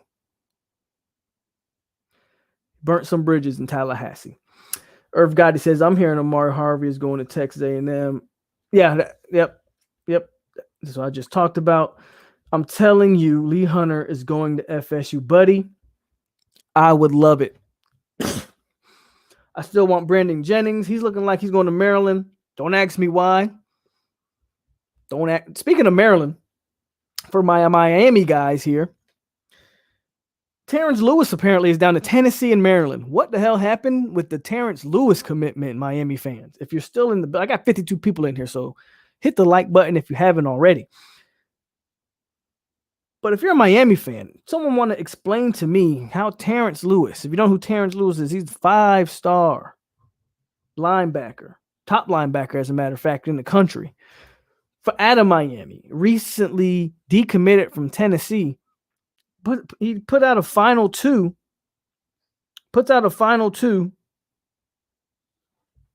of Tennessee and Maryland. What are they doing in Maryland that they're about to get Brandon Jennings and possibly Terrence Lewis? Crazy. Buddy Johnson, come on, buddy. Don't play with my emotions. And Buddy Johnson says, well, just watch. You heard of Derek Scoops on Twitter? I think I have, Buddy Johnson. I think I have. Brandon Jennings is a head scratcher. Why? Nobody knows. Nobody knows what he sees. I don't know. I said it before. Brandon Jennings' recruitment has been one of the most poorly handled recruitments I've seen in recent times. I really believe that. It's just been a bad look for that dude all the way around. So those are some of the potential guys that we could get tomorrow. What time is it? I think the basketball game's gonna about to start if it hasn't started already.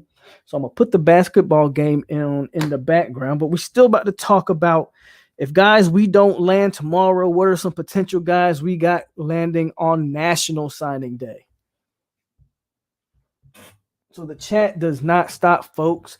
Again, hit that like button. 57 people in here on a Tuesday, and we talking early signing day. And I think FSU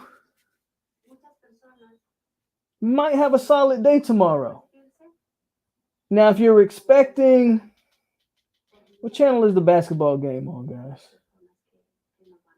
Is it on the ACC? Let's see if it's on the ACC network. If you're expecting, I don't know, FSU to vault back up into the top 15 or something, I don't be crazy. But that just because FSU might finish the day tomorrow, let's see, we're 30 something now. Maybe we creep back up in the top 25. Regardless of where we finish tomorrow, as long as we don't lose anybody, which is not supposed to happen. We're not supposed to lose anybody. And anything we add tomorrow should be a positive. Hey, just keep faith. We still got guys. And that's what we're about to go over next, is the targets going forward. Tomorrow's not the end all be all. Tomorrow's just the beginning. The beautiful thing is locking down what you have right now so you can really go after Lee Hunter and so on and so forth. So right now, Clemson and Va Tech. A lot of people think Clemson's the second best basketball team in the ACC. But Va Tech look like they might pull this one out. Let's go to the chat. Tyler says, blacklisted. Loxley is locking down dogs here lately at Maryland. And I don't get it, though. I like Loxley for the most part. But them kids ain't going to go to Maryland and win nothing. Like, I don't get why these kids go to the Marylands and the Ole Misses of the world. Just go over the long history of their programs. Man, you're not going to go to Maryland and win nothing. Terrence Lewis saw how North Carolina ran over Miami defense. Pops need to talk to Jennings. VTech about to beat Clemson. It's on the ACC network. As an aside, McKenzie Milton, he may be able to bring in some of them Hawaii quarterbacks. I've been watching these kids for a while, and I'm high on a few of them. They look up to him. It may help. Brother Brooklyn, if he can go to Florida State and really put on a show next year, lead Florida State to a bunch of wins, put up big-time numbers, he'll have people believing in Mike Norvell again, at least from a quarterback standpoint. So if we get Malik McClain back to FSU, should I get a Mary Flipmas sweater like Lane Train? Go for it. Why Maryland for Jennings? Because Lewis is going to – I don't know. Maryland Jennings has been crystal ball to Maryland. I do not know. And Lewis put Maryland in his top two. I don't know what they got. I don't know what they got cooking over there in Maryland. Do y'all think we could beat LSU? That's actually a good question. LSU's not great. I wouldn't mind seeing them in a bowl game just for the hell of it. Just for the hell of it. Why not? Loxley was a nice OC at Alabama. You heard of Richard Flope on FSU Twitter. I have not. Richard Flope is my man, FSU resource at Carson Chapman. Okay. So you guys know who he is. That must be some of you guys' inside information. Players nowadays are starting to follow coaches that recruit them or whatever, so they're at. I get it, but even then, Maryland, nah, bruh. I don't even care, but I think Jake Garcia is going to Miami. Yeah, he's going to Miami. I notice I haven't talked about Jake Garcia. I never thought FSU was ever in any real play for him. He'll be a Hurricane. FSU's not going to get Jake Garcia. I never thought they were. Cyrus Fagan going to NC State, and rumors that, yep, they're both going. They're both already announced it. Irv talked about that at the beginning of the show. Fagan to NC State, Durden to NC State, Woodbay to Boston College. As far as I'm concerned, they all about to get ran through next year. Will do. I'll definitely look them up. Carson Chapman and Rose says, what channels? It's on the ACC network if you have it. And Virginia Tech just beat undefeated Clemson Tigers 64-60. FSU's about to play Georgia Tech here coming up really soon. Bet. I'm gonna look them. I'm definitely gonna get on that, Buddy Johnson. I appreciate you guys for bringing that info. Now, what I want to get on is some of the guys to look forward to going forward. Now, there's a lot of talks that FSU will not take a quarterback now that they signed. They landed Milton. FSU won't really be looking to land a quarterback, but I will start off by saying Auburn commit Demetrius Davis out of Houston, Texas. Might be somebody to look at going forward. He's small, but you never know. Norvell and company, they have their Texas ties.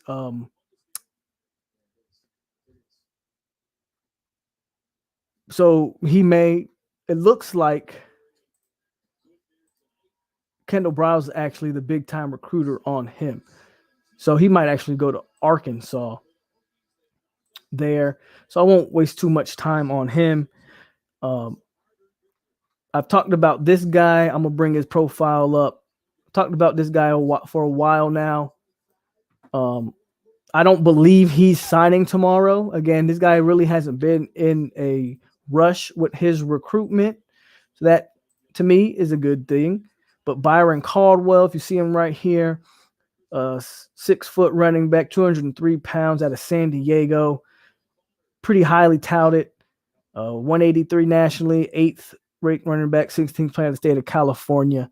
He is high on Florida State still, but as you can see right here on this list, he's high on a lot of teams. He's high on Florida. He's high on Florida State, and he's high on those West Coast teams.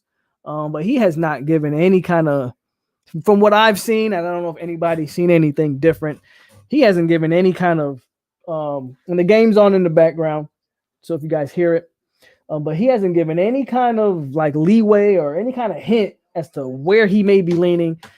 Even if we sign Hargrove, I think he would still be a take. Now, if you get Hargrove tomorrow, they may not really recruit him as high anymore because FSU's running back room is still pretty stout. So that's just a guy to watch going forward. That's just a guy to watch. Let's hit the comment section up.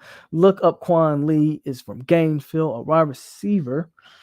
We would have 5 QBs. My guy Milton can throw 1,000 yards in 3 games, not 1056 in the season. Chat, chill, bro. Y'all see Sniper? Y'all see Sniper, man? Sniper like the Sniper, you toxic, bro. Sniper, you an instigator, ain't you? You one of them kids that used to sit in the back of the lunchroom and be like, I bet you won't hit him. Yeah, Sniper, I see you, Sniper. I see you. Do you see any potential O-line we may get? We're going to talk about that. I think I got maybe one or two guys on the offensive line. We're going to get there. Norvell seems to be able to get QBs. Is he the recruiter? Hell no, I don't want any more West Coast Knowles. You don't want them? I'll take them. At running back, I'll take a running back. Certain positions, I agree with you. No more West Coast DBs. We don't need any more West Coast DBs. That's for damn sure. But I'll take a running back. What happened to Keyshawn Hilton? I thought he was the guy. Ain't Ain't heard from him all year at wide receiver. Helton was solid. Helton was solid. Milton isn't an AloMoney replacement, but I think Nico will make us forget about him. Well, Milton's an immediate fix. If you would like to get Milton and have AloMoney. From what I hear, they're not really targeting any more quarterbacks. Milton's the immediate fix. I think they might sign they may go 2 quarterbacks next year, like they did when they first got over. Transfer portal, former Nebraska receiver Marcus Fleming and former Penn State receiver John Dumore. I'm hearing that we have a good chance. Fleming, I think I talked about Fleming before. He's out of Miami, so that one wouldn't surprise me at all. Marcus Fleming out of Miami wouldn't surprise me at all. Heard of a UNO lineman. That was about last week. His name popped. He hasn't chose where he's going, but his name is out there. I forget his name off the top of my head. As a matter of fact, I might have it written down in my book, in my fancy book of notes.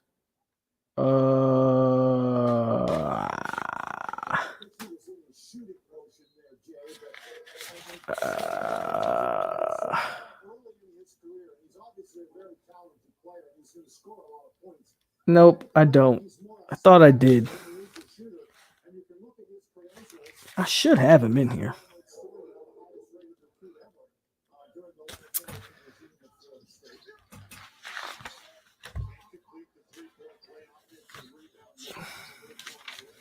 Let's go to the next guy. Let me see. Who would you start though? What are we talking about, Jalen? What are we talking about? Who would I start what? At what position?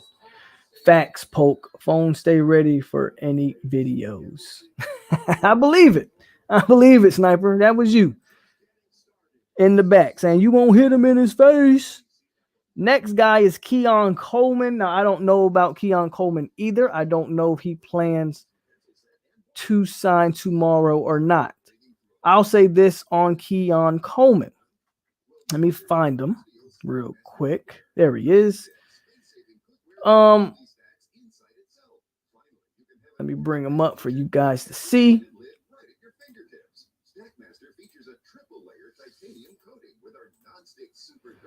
You're talking about a guy 6'4", 200. He was a composite 4-star. He actually dropped a star, but 247 still has him as a 4-star. Was a Nebraska commit, decommitted. I feel like he has no real interest of going to Florida State, if I'm being honest with you. FSU's been recruiting him extremely hard, and he's pretty much said, yeah, they're recruiting me, but I don't think he has any serious interest in Florida State. And if we can get Malik McClain back, I don't need Keon Coleman anyway, to be honest with you. So Keon Coleman, in my opinion, would be a Malik McClain replacement. But Malik McClain is obviously the better prospect. So I'm not hearing much on him. And quite frankly, he's just a name, but we don't necessarily need him. And then next up is a wide receiver out of Texas by the name of J.J. Henry. I would like to add him if possible, for the simple fact he's not on the big side as the other receivers, but that short, shifty speed, similar build to Keyshawn Helton, as you can see, coming out of high school. I think receivers like that, those slot guys. Now he's projected or crystal ball to Ole Miss, but he's we'll see how this one plays out. But yeah, I wouldn't mind taking him regardless if we get all our wide receiver commits or not. And those are the wide receivers. Now, before we go to some of the offensive line potential guys, let's go to the comments.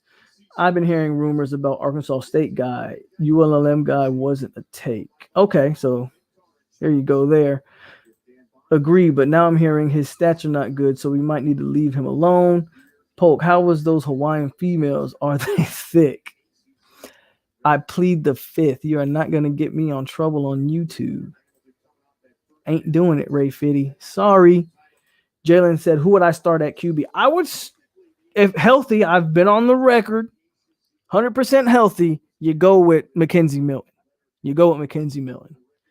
Did you see them posters we had in Florida last Saturday? Them dudes were catching bodies. We got the game behind us. I don't even know what the score is right now. They just got back from a commercial. But let's go to some of these offensive linemen. I think Jay Oliver, asked, are there any O-linemen recruits that we are looking at? I think I wrote down 2 here. Let me just find them. Okay. Now there is a JUCO guy, man, but I can't remember his name. There is a JUCO guy. He went to one of the military schools. I forget his name, man. But I see him on Twitter all the time. I should have wrote his name down. That's a guy I think they may end up adding.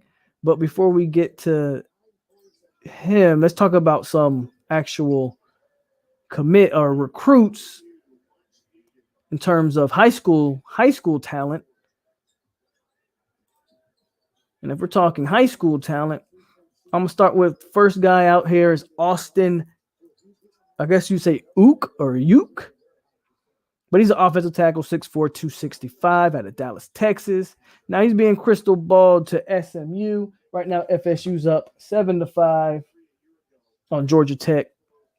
575 nationally, 47th offensive tackle, 82nd player in the state of Texas. But as you can see, Alex Atkins and Chris Thompson are hot on his trail. And, he may want to – he's from Dallas, so I understand if he'd want to stay home. But, hey, Alex Atkins is the recruiter I've been led to believe and that he's shown to be. We may add a Mr. Austin Ook. Obviously, with his size, this is a project guy. Now, if you look at how 247 has this kid rated, they got him way higher. 247 seems pretty high on him. If we can get this one, that's obviously a take. Even at 6'4", 265, hey, we'll add the weight. We'll sit him for a little bit. He'll be fine. That's one of the guys we're in the mix for, as you can see.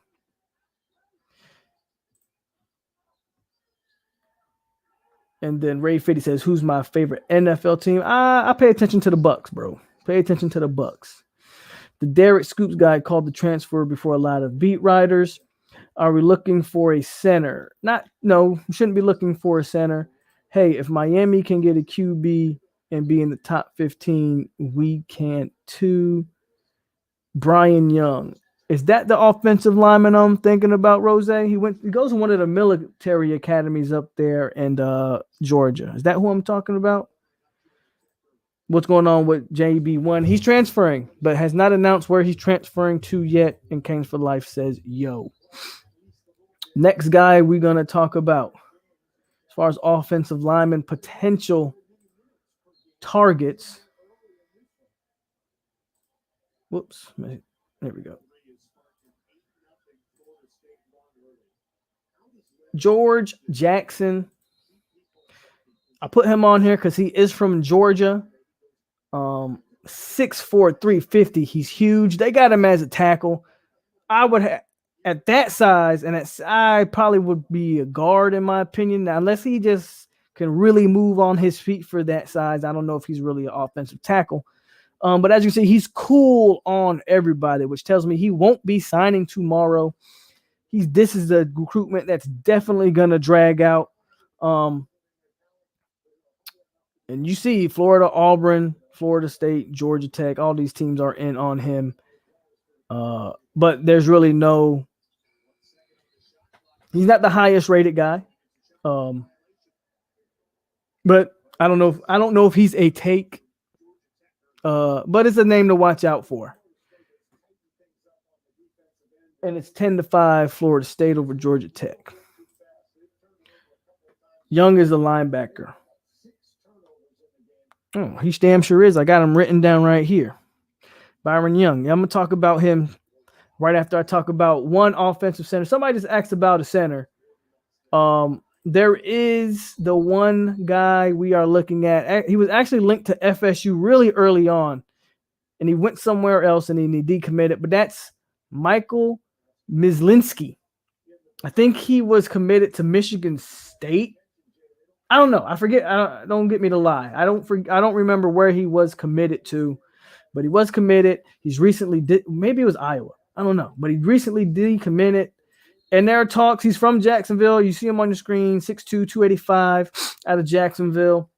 Again, not a highly rated guy, but he is a guy that FSU has kind of always been in contact with. He was, before they landed Chemo, he was the guy that was originally supposed to replace Jake Slaughter. If you remember Jake Slaughter decommitting from Florida State. This was the name that everybody kind of had out there. And one of the reasons why people thought he not decommitted, but committed elsewhere, even before decommitting, but committing elsewhere, was that maybe he's not, because they ended up getting Chemo, who's a better rated player, and that this kid maybe just didn't end up being a take for them. If you're going to lose Chemo because he's not signing early, this probably is your backup plan and maybe a guy that FSU ends up landing going forward. Do you think we can flip some Hurricanes to some Noles? I don't foresee anybody that Miami has targeted that we could flip. The one guy that had been rumored for a long time was, I think, Seymour, or the offensive guard there, and I think he's locked his recruitment in. So I don't see it, but, crazier things have happened.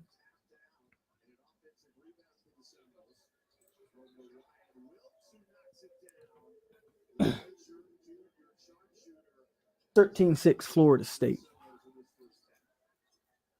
We are going strong. Next up is Byron Young, who Rose want to talk about Byron Young. So let's talk about some Byron Young. He's a JUCO. He's out of the Georgia Military Academy, but his hometown is South Carolina.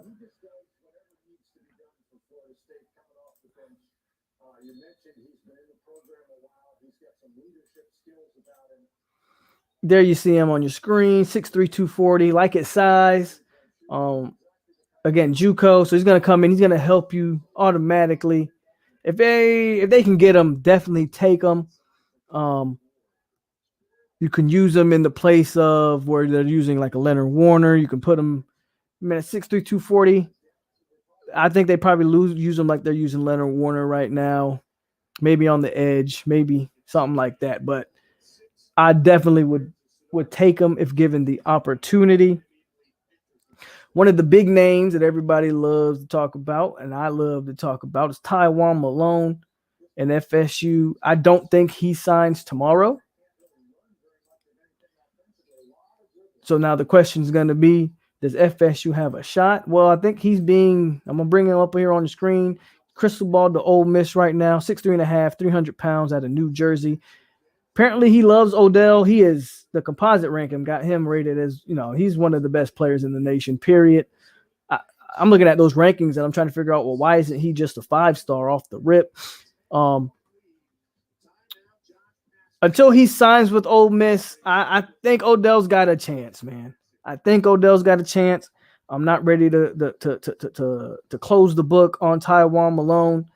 And even if maybe we don't get Tywone Malone, there's a lot of smoke around this next guy. You guys probably already know who I'm talking about.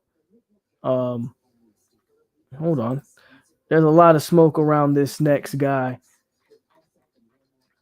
And I'm talking about Lee Hunter with the recent firing of Gus Malzahn. Lee Hunter's name, what's most exciting about Lee Hunter, his name was already picking up before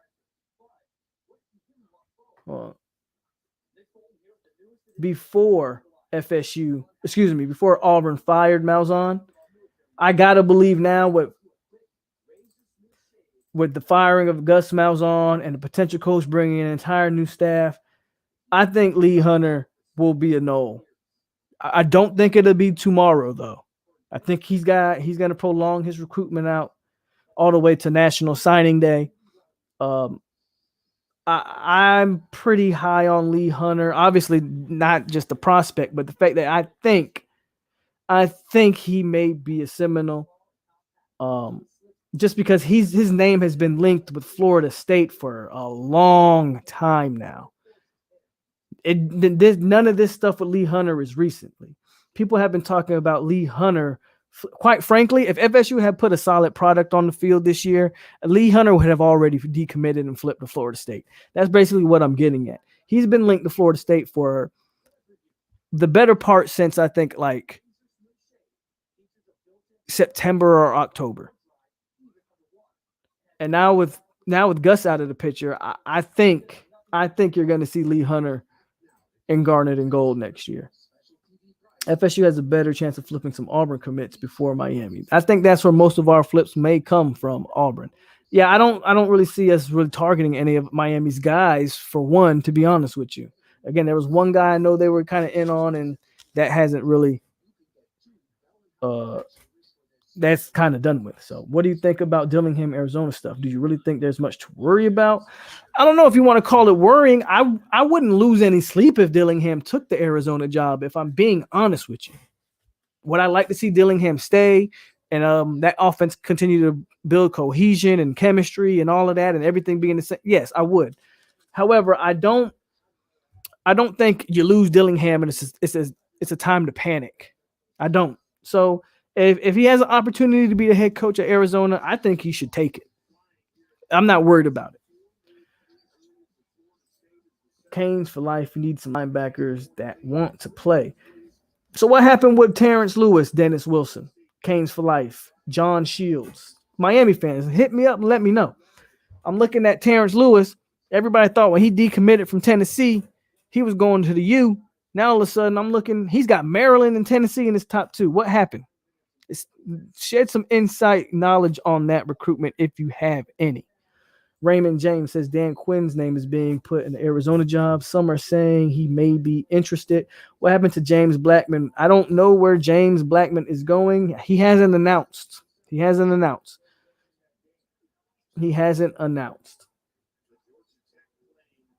Congratulations on getting Milton. Now all you need is O-line straight.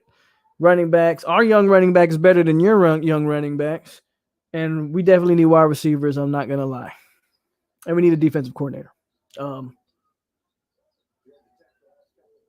you think we have anyone to come out of nowhere tomorrow and sign? Some guy we have been keeping on the DL. I don't. I really don't see it. It'd be a great thing to talk about after the fact. I just don't see it, Tyler. I don't see it. Head case we are not interested in. That's BS. John, the fans always do this. And so I'm just going to accuse you of it because fans do this all the time. Anytime a kid doesn't want to go to your program, it's always, well, we weren't interested in the kid. You're not interested in the number one player at his position from Miami. Come on, bro. But I'll let you put that narrative out there if you want, but that's just not. POLK, FSU's young man. Yes, they are. Lawrence Toafili is better than Jalen Knighton. He just is. Whether you like to believe it or not, he is. How about, Fuller should take any job that comes his way, to be honest with you. And then, so we only got a couple more people to talk about as far as targets going forward. After Lee Hunter, I talked about this guy before too as well. Victory Vaca.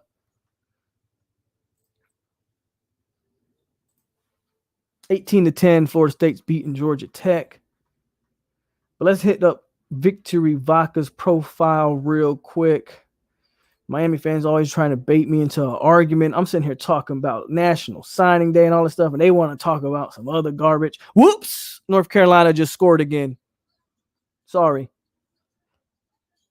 800 yards. Sorry. Anyway, Victory Vaca right here on the screen. Let me bring them up for you guys. And excuse my pettiness. I'm just being petty, man. Don't worry about me.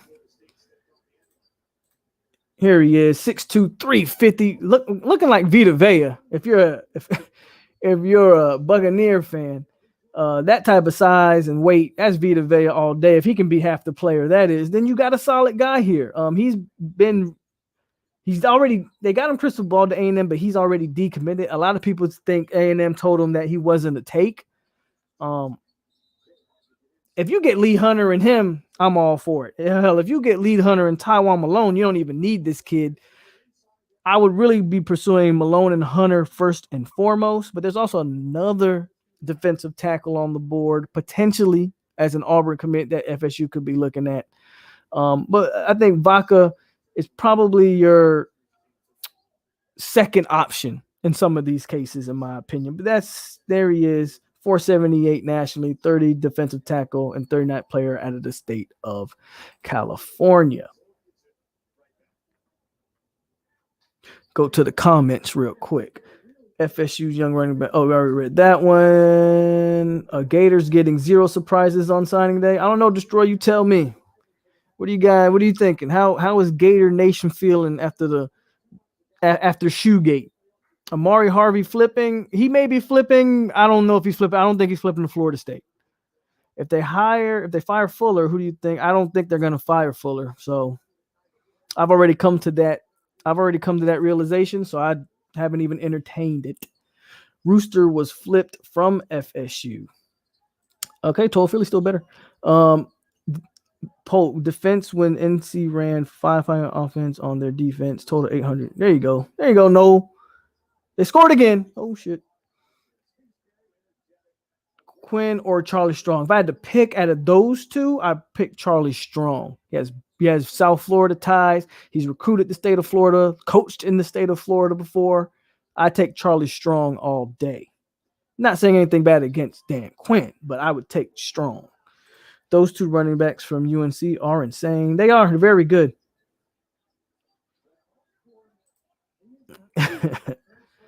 (26-62), a team FSU beat. Damn. Quinn over Strong. Tyler said he'll take Quinn. So there you go. I don't know about recruiting because I feel like we just getting the guys we know of.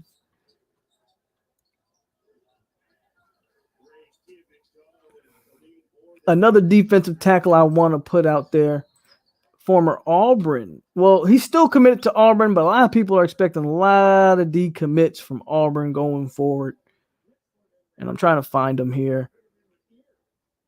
Marquise Robinson. Let me bring him up for you.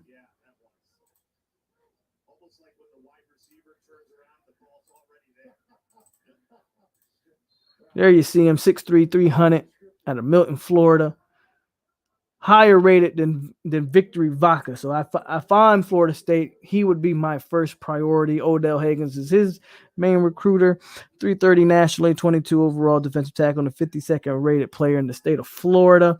A lot of people are expecting a decommitment from him because of the whole debacle that's going on over there in Auburn.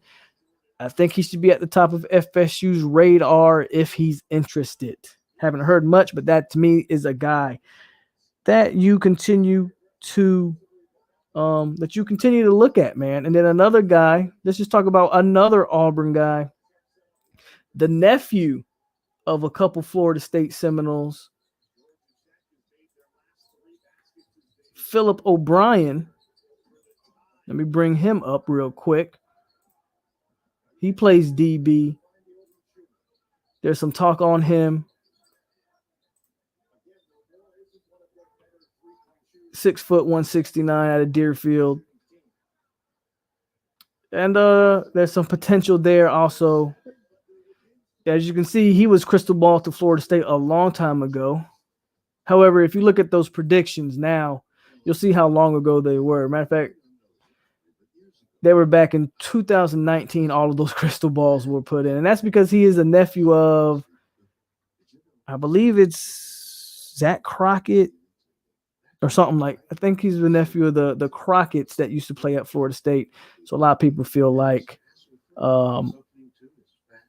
that's a guy that FSU could be in the mix for if he decommits.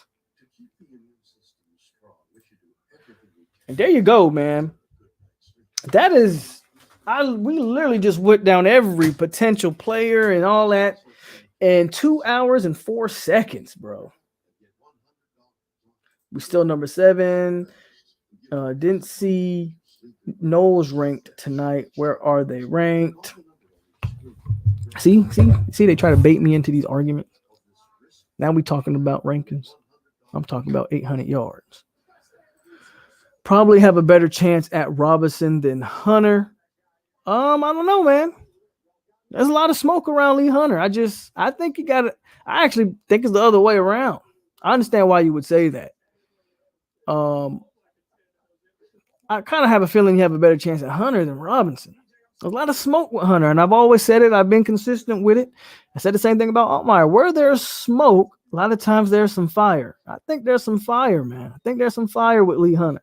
George Wilson is committing tomorrow at 11. Okay, definitely one to look forward to. I believe that will be Florida State all the way. And McClain is signing on Friday now. I still think we can get him back. I still think that's if he's not signing to Ole Miss on tomorrow, I think Malik McClain's a Seminole on Friday. Things looking good for Knowles. Better chance to land O'Brien than Harvey. I do agree with you on that one, Rose. I do agree with you on that one. I don't think Harvey's coming. Again. I think he burnt too many bridges in Tallahassee. I'm trying to bait you. I know Detroit. They love it, and I take it all the time. I bite the bait every time. Thank you, John Shields, as always. And they're talking about Rose just tweeted it, talking about George Wilson on what he's tweeting. Speaking of tweet, let's check the Twitter line. Why not? Because last time I checked my Twitter line, I found out Malik McClain decommitted. So let's check the Twitter line.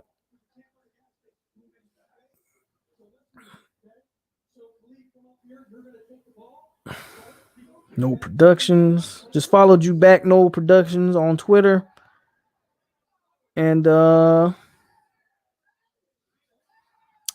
George Wilson Jr. just tweeted, "It's time. I'm ready. I'm committing tomorrow at 11:11." Bodes well for the Seminoles. I think that bodes well for the Noles.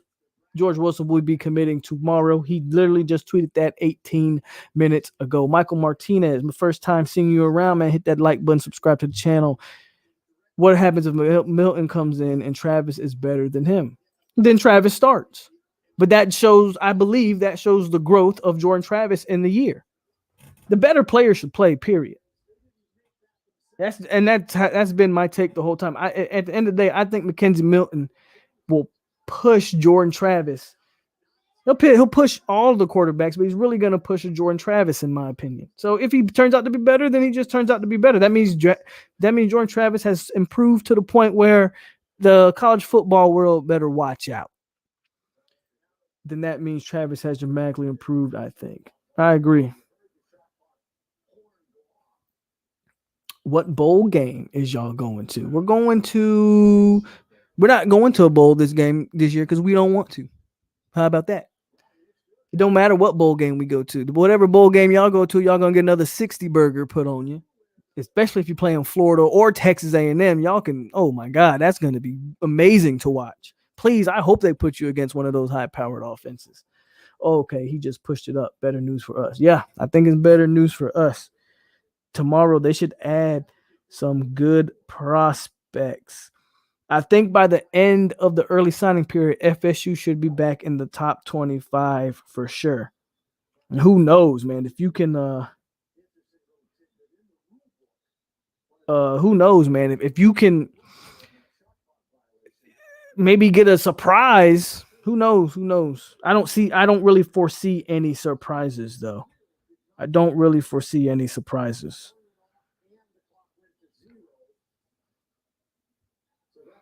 And that's about all that I've seen on my Twitter feed. So, yeah, nothing else as of right now. Just kind of scrolling down. George Wilson was pretty much the big thing within the last hour or so.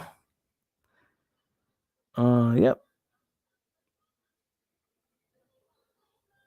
And there you have it. That is really it, folks. That is really it. I got this basketball game on that we can definitely keep If you want to stick around and watch the basketball game, we can definitely do that. But as far as National Signing Day and the preview, that is today's show, man. That is really today's show. We went through all the targets, all the early signees, and all the guys, whatever other questions you guys definitely want to talk about, obviously ask them. Still got 47 people in here. Hit that like button if you haven't hit that like button already. We can definitely keep the conversation going, but that's honestly all I got. But we can definitely answer more questions. John Steele says good night, so good night to John if you're heading out. If you're willing to stick around, I'm willing to keep this thing going.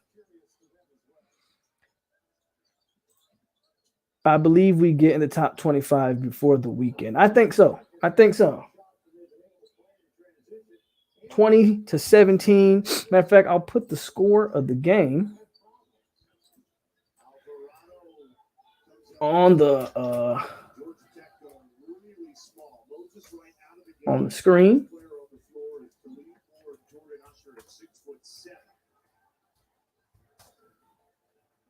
17 Georgia Tech, FSU 20.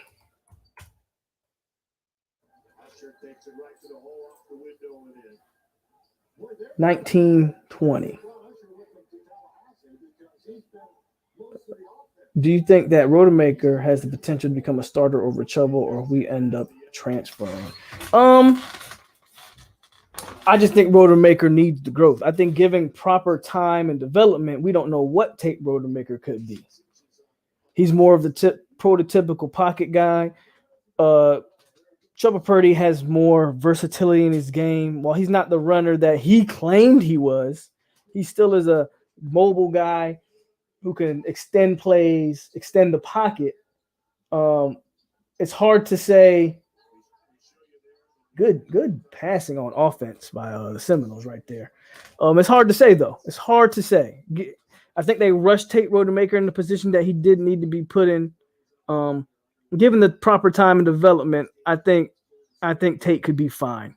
Better than Purdy? Who knows? Milton finna push Jordan Travis in the portal. Oh, man, sniper. Yeah, Travis is horrible QB, but I'm not saying he's bad, right? That is sniper game right there. Man, Travis sucks, but I'm not saying he's bad, though. That is exactly how he does it, Tyler. Do you look at Norvell as a better recruiter, or are you still the same about him? Oh, all about how he finishes. I mean, I think things are trending positively right now, but let's be honest. He still hasn't replaced any of the decommitments. I mean, unless you want to count Patrick Payton as being a replacement maybe for Brandon Jennings. But we got to see how the man finishes. Until he finishes this class, I reserve judgment. I'm excited of the steam and I'm excited of the momentum that we have picked up over a string of really bad news. I feel like we've picked up some pretty solid momentum. I don't want FSU fans to expect a top 15 class or anything crazy, but I do think we can finish in the top 25, potentially top 20, if things keep trending in the right direction. And maybe if we do get a big name like a Lee Hunter and a Destin Hill, maybe we are in the teens, maybe not 15 and above, but maybe 18, 19 at the end of all of this. Then I'll have a lot more to say on his recruiting. We need to be way up more than that. I don't know why we love playing these close games. We need to be putting these teams on notice from the jump. Right now it's 22-19, Georgia Tech inbounding the ball. Offensively, man, FSU's still figuring a lot of things out. Scotty Barnes had 17 last week, or not last week, but last game against Florida. I'm interested to see what he does offensively today. He's, to me, not really a surprise, right? But Scotty Barnes is the key. Ooh, they just hit a corner three. It's all tied up, 22. But if Scotty Barnes turns into the offensive player, then holy cow. Good down low work there. Just joined. What's going on, John Harrell? How you doing tonight? Just joined. What do you think of McKenzie Milton? Talking about him. If he's healthy, best quarterback in the state of Florida, bar none, not even close. And if he's really healthy, if he's actually 100% healthy, you got one of the top 10 best quarterbacks in the nation, I believe. Yeah, he can't throw. Throws diamond in the pocket to Wilson. Me and Tyler are usually always on the same page. Jordan says, finna be back in a few minutes. Got you. Am I the only one that kind of like Webb over Corbin or Toafili? Obviously, Corbin ran much better last game than previously shown, but Webb gave me Devontae Freeman vibes. I thought Webb was extremely talented. I've always been higher on Toafili. I think Toafili is a future superstar. But I can see why you would like Webb over Jayshon Corbin. I don't want to see Webb go. I don't think it's good to see him go. I understand why he's going. With that said, I honestly believe we have enough depth in this in the running back room. I'll be honest with you. I'm not sure the Damian Webb will be missed in terms of on-field production. That's just my take on that. Kane Zay 90. What a Pope. How y'all beat NC State and we get smoked. We need y'all. You can have him. Seriously. We'll take Tate Martell. I'll take Tate Martell off your hands and you take Adam Fuller. I'll make that trade all day, Kane. 954. You can have Adam Fuller. Please, you can have him. By all means, take him. We will take Martell off y'all hands. You can have them. Matter of fact, I don't even want Tate. Well, you can have them for free. You can have them for free, bro. Yeah, nobody say y'all can have our D coordinator. Absolutely. Polk, what's up, my guy? CJ. I went and watched highlights, and Milton has the fastest release I've ever seen. Big words right there when you say ever seen. What walk-ons do you think earn scholarships? I think Trayshawn Ward just might have earned himself a scholarly next year, man. That's a guy that I think legit can play himself into the running back rotation. Again, it's a guy like a Trayshawn Ward to me that makes the LaDamian Webb transfer. It softens the blow right there, in my honest opinion. Because you still got, 5 scholarship guys? You still got Douglas, Wren, Toafili, Corbin, and I think Sheffield. Now, we don't know if Sheffield's going to stay or go, right? But either way, you still got 5 scholarship guys. You're probably going to at least get 1 running back this class, so that's 6 scholarship running backs. But Trayshawn Ward might be better than 3 of the 6 guys I just named. Trayshawn Ward's probably better. Right now, he's better than Corey Wren. He's probably a better running back than Ja'Kai Douglas, even though I think Ja'Kai Douglas brings more versatility where you can line him out wide, and he's Ja'Kai Douglas is probably a better receiver than he is a running back. Yeah, I think Trayshawn Ward is a guy that you can look forward to of getting a scholarly. In all seriousness, I love recruiting and signing day and asking for players. Lost my old girl Wednesday. Sorry to hear that, man. I am sorry to hear that. Prayers out to you and your family. Losing loved ones are always tough, bro. Hearing Malik McClain could be back in the talked about that today. There's a good chance Malik McClain will be back in the mix. We will take Tate Martell. Well, man, we'll take Tate Martell grandma if you take Adam Fuller off our hands. You can have Adam Fuller, bro. Any good news is good for FSU. My only knock on Milton is he's played against AAC defenses. They play flag football defense. But he also played against Auburn in a bowl game. I mean, that's a legit defense, right? We would say. What was his? Let's see what was McKenzie Milton's stats in the Auburn game. UCF versus Auburn. They scored 34 points in that Auburn game. He threw 16-35, 242, and 2 touchdowns and ran for another 116 yards and 1 touchdown. Oh, that's a legit defense. So, hey, I think you got a top 10 quarterback in the nation with McKenzie Milton. And obviously the best player in the state of Florida. probably the best quarterback in the ACC. Somebody correct me if I'm wrong. Trevor Lawrence, unless you believe, and I think that kid in Clemson, Trevor Lawrence's backup is going to be a monster too. It's just the unfortunate news of it. But Clemson is recruiting like that. I think that dude is going to be a monster, but you still might have the best quarterback in the ACC next year, if we're being honest. And that's right. I'm putting him over De'Aaron King, guys. I'm sorry. McKenzie in his career has achieved way more than De'Aaron King has achieved. It's all talks. I'm just talking about if he's healthy. If he's healthy, I think he'll be fine. 27-23 FSU basketball is up on Georgia Tech basketball. Island Boy says he played against Florida talent. That's good enough. I mean, he's played in some big games. So for me, he got it. You know, for me, he doing his thing.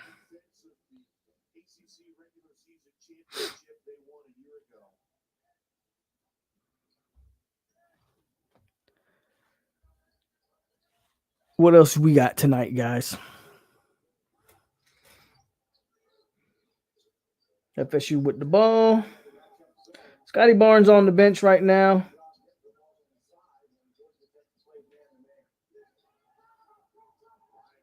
Let's go, MJ. FSU just nails a three. It's 30-23 Florida State. Milton will be the best QB in the ACC next year if healthy. Milton is trying to make an NFL roster. He's going to ball out. I feel you. Rose, I mean, you can't just sleep on Buddy from Clemson. We can't sleep on Buddy from Clemson, right? But I think Milton's going to have a case. I think he'll have a case as being top 2 quarterback in the ACC. I do think that kid in Clemson is a monster, literally and physically. Like, what is he like? 250 pounds or something like that? He's a beast. If we played Travis against Georgia Tech, we would have blown them out by 20. I agree. I've said that for a while now. If we would have played Jordan Travis game 1, we'd have had at least one more win, obviously. At least one more win. So stoked about Milton. If they can get real creative and have both Travis and him, with Travis taking sweeps and possibly putting up and throwing the ball, would be amazing and pretty unstoppable. It's going to be very interesting to see how they, if Milton's healthy, how they implemented Jordan Travis, because I don't believe you can just let him sit on the bench and rot away. Oh, Polk, you know for sure Milton, my guy, just asking for any opinion. Could you imagine Milton versus Sunshine? Clemson's got a better all-around team, so, you know, that.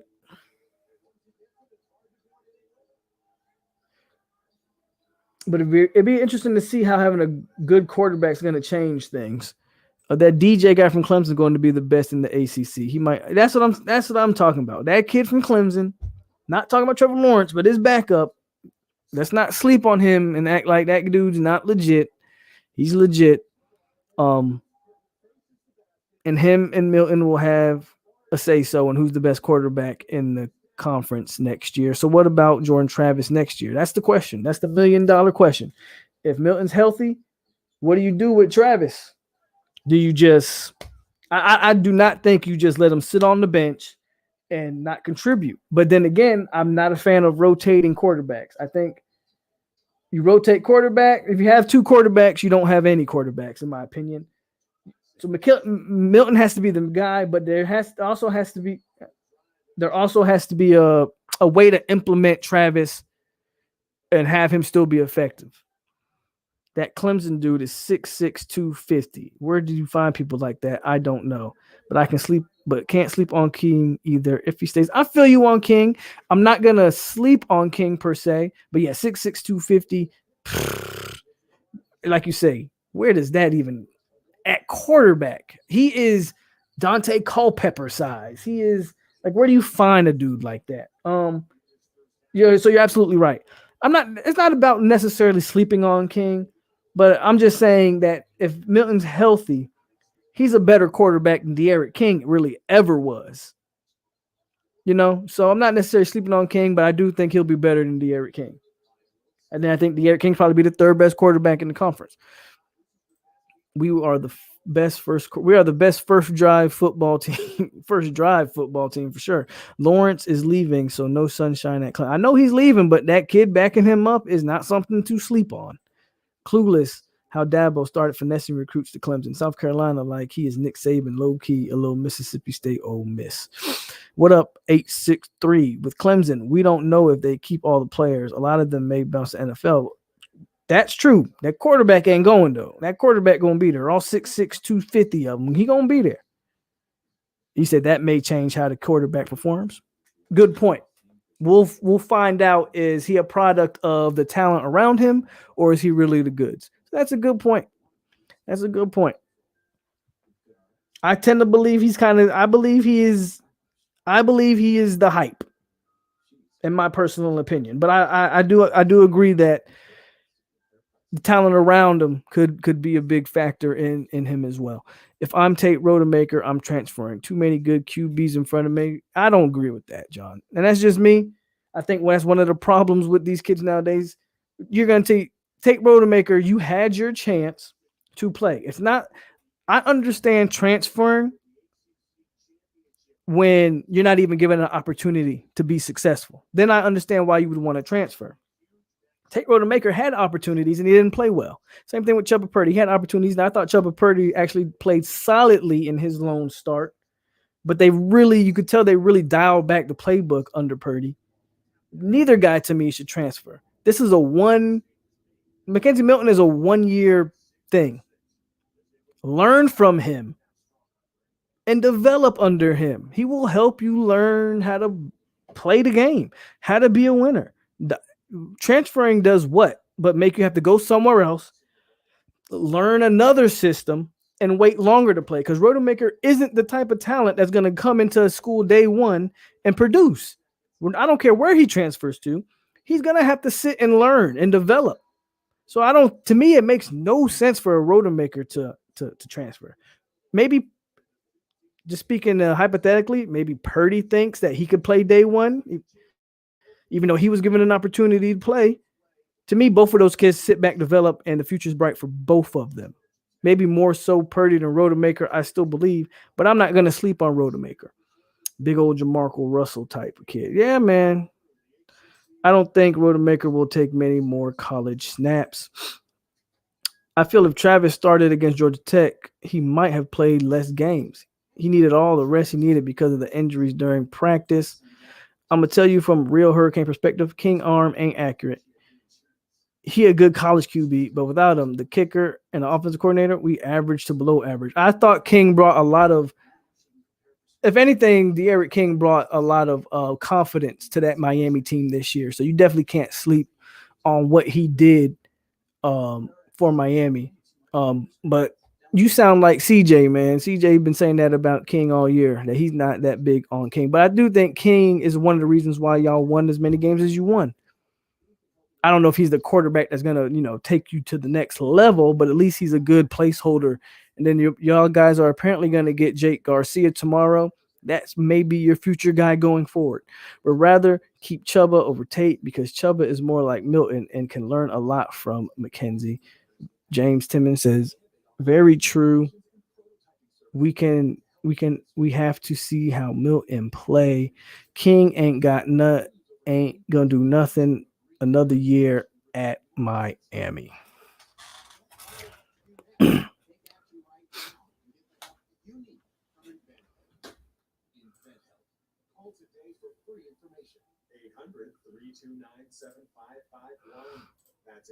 You are probably the only King fan that would say that. Well, CJ says it.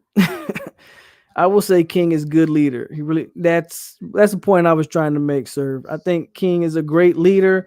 I thought he really changed the mentality of that team. That, he is probably the lone reason why they were as effective as they were this year. When will we know what players on the team are leaving or coming back next year for sure? Well, we know guys that have already as far as if you're talking like what?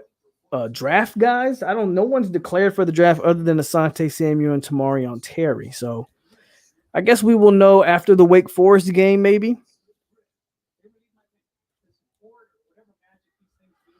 Halftime analysis. Man, I hadn't even been watching a basketball game like that. Is it halftime really already? Is it really halftime already? Damn, first half went bad fast. I hate how teams can lose on championship weekend and still make the playoffs. Miami and Florida State are going to be very young. No, we very young already. We're going to be young next year too, but we're already young. We are the youngest team in college football this year. So absolutely. Absolutely. Like you said, Robert Cooper might leave. He might leave.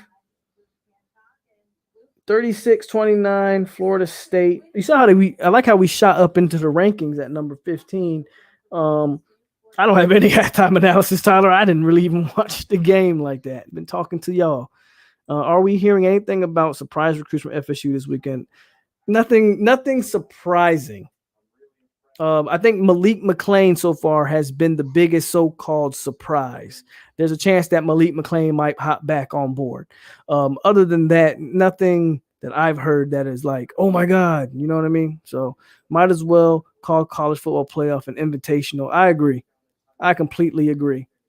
The college football playoff, while I'm for the playoff, and I do like the fact that you play your way into the championship game, in my opinion, in a lot of ways, it's been a joke this year.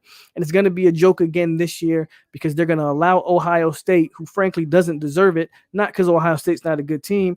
Ohio State hasn't played enough games to deserve a college football playoff spot, but they're going to allow Ohio State in the college football playoff despite playing 5 or 6 games. It's a joke. I'm from Lakeland. They seem to be playing harder with everyone had left. What part of Lakeland, James? What's up, Peter? He the best QB since Dorsey. But the Hurricanes, I remember, that dominated the early 2000s was predicated on defense. Dorsey was a leader and a great game manager. Looking on the outside, I don't know if he's the best quarterback since Dorsey. I think he's had the best results for you guys since Dorsey. I was high on Stephen Morris, man, former Miami Hurricane quarterback. I just think that team around him, and even that team around him, it had some guys like Stacy Cooley. I just think that the coaching wasn't the right. But I that's just me. I wouldn't be surprised if Marvin came back. Marvin got to go pro. I hear you, but Marvin's got to go pro. It's time to move on from the players that are not on the roster. Time for this team to get some new blood. We need a player that want to be here and want to eat. Miami fans, you guys don't think Brad Kaya better than King? I mean, I think Stephen Morris was better than King. Brad Kaya is another one. I forgot about Brad Kaya. I don't know if they're saying King's the best since Dorsey because of the results. They haven't had a player that's kind of won at that sustained pace since the Ken Dorsey. But if I'm just talking about quarterbacks, I would take Stephen Morris. Heard a rumor, Terry possibly returning. What do you think? Tomorrow Terry's not returning because he's already signed with the agent. So it's impossible for him to return.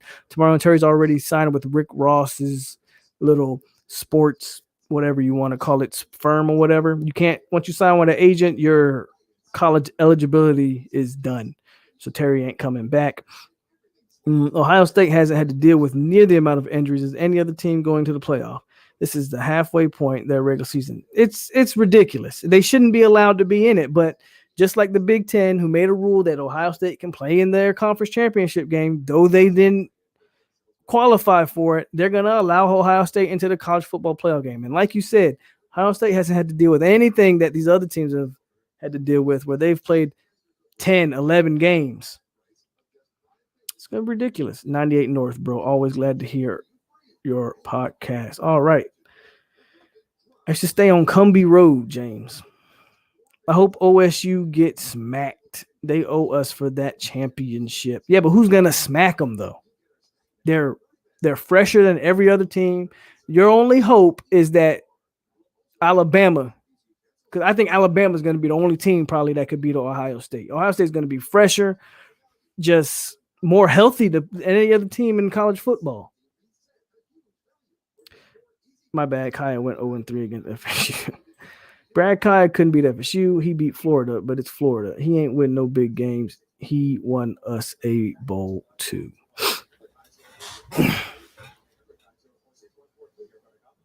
Yeah, see, that's what I thought. You guys are you're basing it off of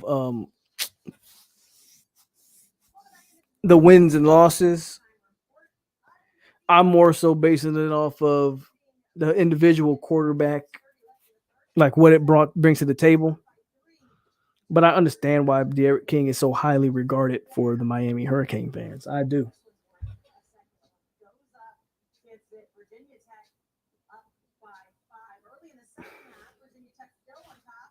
38 people still in here, man. We watching the basketball game, just answering random questions now.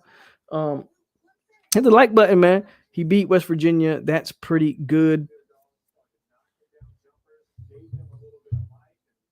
So, Kane, since you in here, we crazy fans, Pope. We damn near like Dallas. We need results now, right now. I feel you. So let me ask you a question on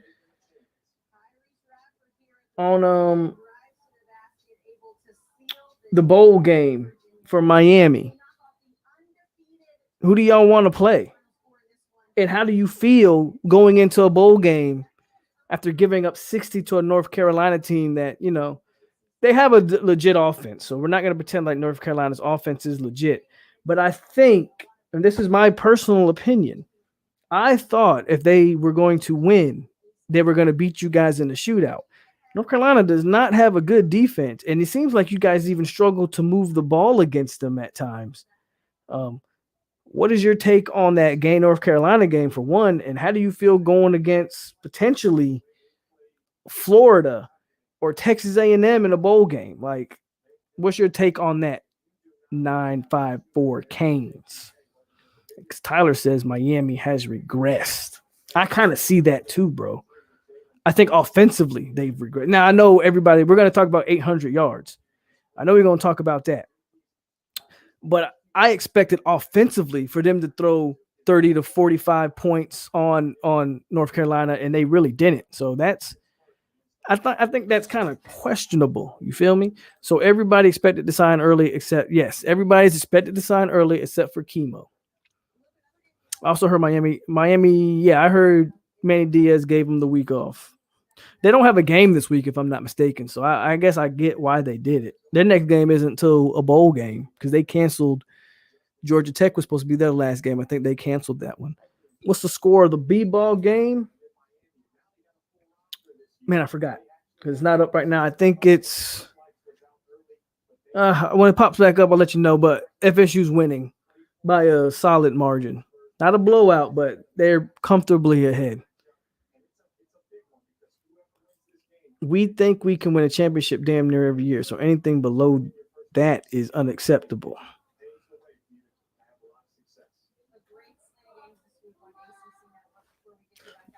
Well, it's been unacceptable for a while then, hasn't it? I think the trick is you got to try to compete in the ACC first, man. I think that's the problem with, some of the Miami guys is you got to try to win the ACC first, bro. But if you ask me, I'd like Florida, I guess. But the defense is bad. But that's my thing. It's like North Carolina's defense was bad, and y'all didn't really manage that many points. It's 36-29, the basketball score, by the way. I just don't know, bro. You really don't believe that, do you? I want to see Miami and Oklahoma because Oklahoma has a high-powered offense. That could be a potential game too. An Oklahoma a show out with Oklahoma. I do think I agree that would be a shootout. The question is how would Miami's offense fare, but I think you have a shootout on that in that game.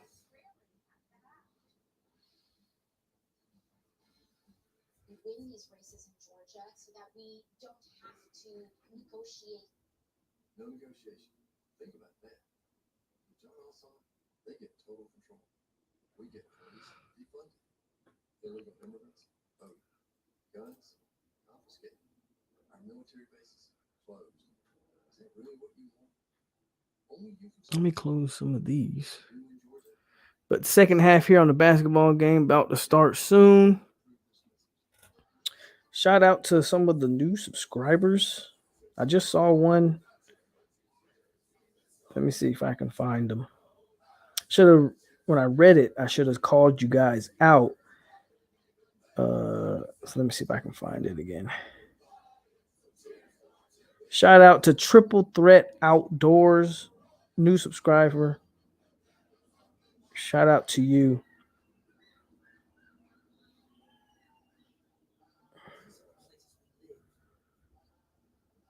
That brings our total subscribers to, we are at 645, guys. We're doing it. We're getting there. We're getting there. Oklahoma getting blown out by LSU last year was the beginning of their downfall. Do you think FSU gets a bowl game? With the amount of some of the team, listen, with some of the teams that are kind of, because like Boston College has already qualified for a bowl and they said they're not playing a bowl. You could see a bowl game of LSU and Florida State. You could literally see, a 4-3 win LSU team versus a 4-3 win FSU team. I'd be down for that game. Whether or not I think we win that game or not, I'd be down to watch it. And quite frankly, a team this young, they could use the extra practices. They could use everything that came along with going to a bowl game. I think if they got invited, I think they would definitely take it. That Clemson game exposed us because ETN exposed in the flats. Our corners are average, linebackers average, D-line straight, but we miss Rocio. Yeah.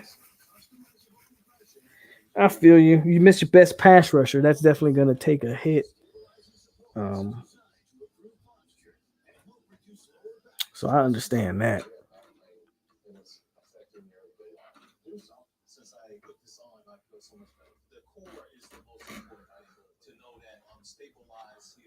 Do you think Joshua Farmer sticks? Yes, I do. Joshua Farmer has said that he is signing early tomorrow. So unless he pulls a Dante Fowler, and if you don't know the story on Dante Fowler, I'll say that in a minute. But unless he pulls a Dante Fowler, Joshua Farmer will be signing his letter of intent on early signing day tomorrow to Florida State University. Not to Dante Fowler. If you don't remember how that recruitment ended, here is the story on that. Dante Fowler was committed to Florida State all the way up until National Signing Day. Dante Fowler gave no indications to the staff that he was going to flip. At the last minute, Dante Fowler sent his letter of intent to Florida and not Florida State. It pissed off the staff. It was a black eye. Everybody felt like Dante Fowler was handled that situation extremely poorly, to say that kindly. Unless you're getting that type of a situation here, which I don't foresee. No, I think Farmer is not going anywhere. He's not flipping anywhere. We don't make any adjustments as far as defense. Hell, when y'all QB was in, he was doing his thing until they put Beanpole back in. Yeah, they had a tendency to, for some reason, always want to put James Blackman back in the game. And Manny ain't got long either. He better fix this, or them banners gonna start rolling. I'm telling you, Pope, we ruthless. I'm not that high on Manny Diaz myself, so I kind of understand where you're coming from. Second half just got started. FSU starts the second half with a turnover. Up 36-29 on Georgia Tech. I have a feeling this is a game where I feel like FSU's so better than this team, they could kind of fall asleep in this game. And you see how they started off you start off the second half with a turnover. Don't play down to your opponent. I feel like this is a potential game where in the second half they can kind of fall asleep. So I think they got to be careful there. Scotty Barnes with the ball. Good shot from Scotty Barnes right there. Ain't gonna cap Pope. Travis throwing that pass that got intercepted against Miami has to be the. I will not disagree with you there, Sniper. I blame the staff for that. Get it. Jordan Travis threw the pass. but I've always had a problem with putting him in these obvious situations when they were using him as a gimmick player. And you put him in these obvious situations, and it's like you're not giving him a chance. That's why he's much more effective as the starting quarterback, because now he has options where everybody knew what he was doing from the jump.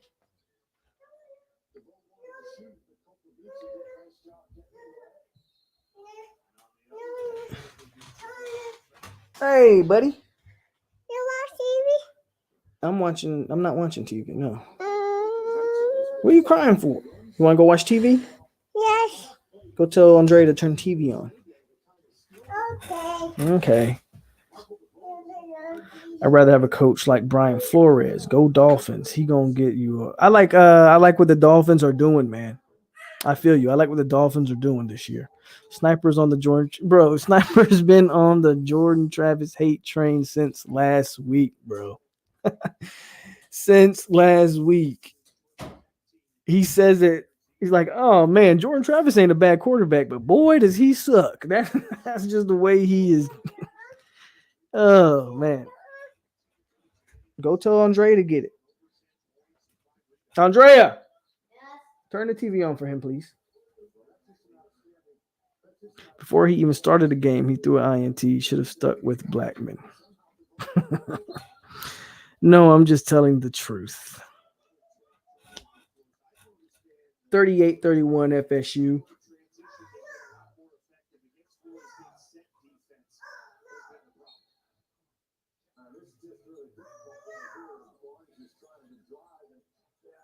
So, anybody see that call they just had on Scotty Barnes?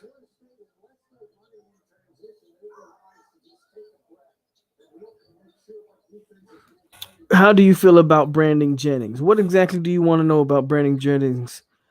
Arius Kirby or Kirby, however you pronounce that. Ooh. He got pinned. That was terrible. Yeah, anybody see that dunk that this guy, Georgia Tech player, just tried to do, and he got bent on the rim? But Ariz Serby, I think my first time seeing you, hit the like button, subscribe to the channel. But what exactly do you want to know about Brandon Jennings? Travis must took Sniper Gang. I don't know. I don't know what's going on with Sniper Gang and Travis, bro. What's up? What's it called? At ease when I walk in the room. Well, you want to come? You on the camera? Respect. But I think he took his girl or something. Stuck with Blackman. Listen, he's from my hometown, but it's time to move on. I ain't gonna lie, Poke. I need 7 in a row for Pops. You're not gonna 7? I don't know. Yeah, Scotty Barnes is from Palm Beach.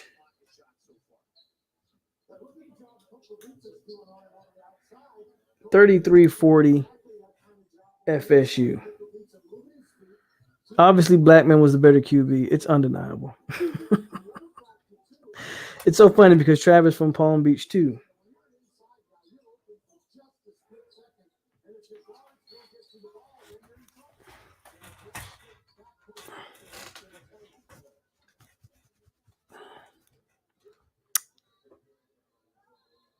Ask your question about Brandon Jennings, though. I want to know exactly what you want to know. Because I doesn't seem confident in Michigan, and from my understanding, has the best connection with FSU, but it's trending Maryland. I think I said it before, man. He did what? I didn't want to say it because the people can hear me. His son, so I hit me Oh, man. at daycare. Oh, man. Anyway, we'll talk about that. I think Brandon Jennings is getting some bad, and I don't know. Somebody's not really steering him in the right direction, in my opinion. I don't understand how you grew up a Florida State fan, decommitted, going to Michigan. Okay, cool. There's some connections in Michigan that I understood. I don't understand this new Maryland thing. Don't get it one bit. But again, I said Brandon Jennings, this recruitment has been it's been one of the worst recruitments I've seen in a really long time. In a really long time. MJ from the corner. He nails the three. 45-33 FSU. We really on here last week talking about Blackman. Man, we're not going to do this. Sniper is fueled from this quarterback talk. Are we favored win this? I don't think so, actually. Jen, I do not believe we are favored to win this game Saturday. I think Wake Forest opened up as like a 14-point favorite. Now that might be down. Let me check. I think they opened up as a 14-point favorite. I think it's fallen down a little bit. Now it's so they opened up as a 14. Now I think it's a 6.5. It's down to 6.5, but still we're not favored in this one. Do you have any favorite Kane players? My top three FSU's Deion, Cook, and Ramsey. He took over second half. Yeah, I got favorite. Of course, you have favorite Miami players. Of all time, Sean Taylor.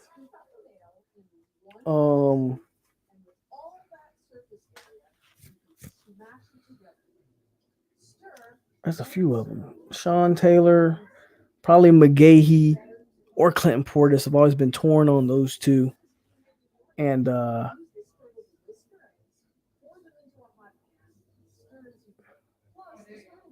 don't know why, but I used to really like watching Denzel Perryman, man. He's not the best linebacker you guys have ever had, but I used to be big on Denzel Perryman for whatever reason. They were probably like my favorite Hurricane players right there. Never said he was a better QB, just said he throws better, which is a fact. Nobody could disagree with that. Jennings is wasting his talent going to Maryland. I completely agree. What are you ever going to do at Maryland? You're never going to get anywhere at Maryland. Maryland's never going to beat Ohio State. What are you ever going to accomplish at Maryland, bro? Never saw Travis throw anybody open. I've never seen Blackman do that either, but we can continue. Don't know if you heard, but Lee Hunter signing. Is Lee Hunter signing tomorrow? Uh-oh.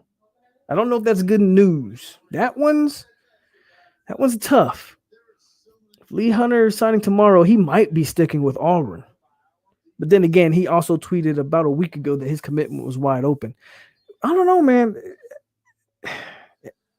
It could be really, really good for Florida State tomorrow, man.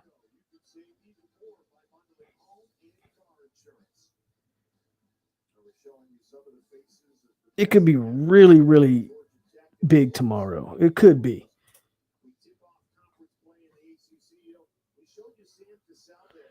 Philip O'Brien decommitted. Yeah, there you go. We just talked about him. That's Cat Pope. I saw him throw multiple players open. I haven't. Anyway, I forgot Telvin Smith. Yeah. Telvin's one of my favorite Knowles. Scotty got to stop reaching. Great defender. He's long enough that he doesn't have to reach. He probably got away with that in high school. He's got to stop reaching. Man, we just came back from commercial. Jesus Christ. Travis has never thrown a player open. It's a proven fact. Are Harvey and Hunter going to sign with Auburn tomorrow without knowing their coach? Looks that way. Super peculiar. I still have a feeling we're flipping someone. I don't know who yet. I'm just reading something on Twitter. Harvey, again, that's a long shot. I don't know, man. Lee Hunter's going to be interesting to me.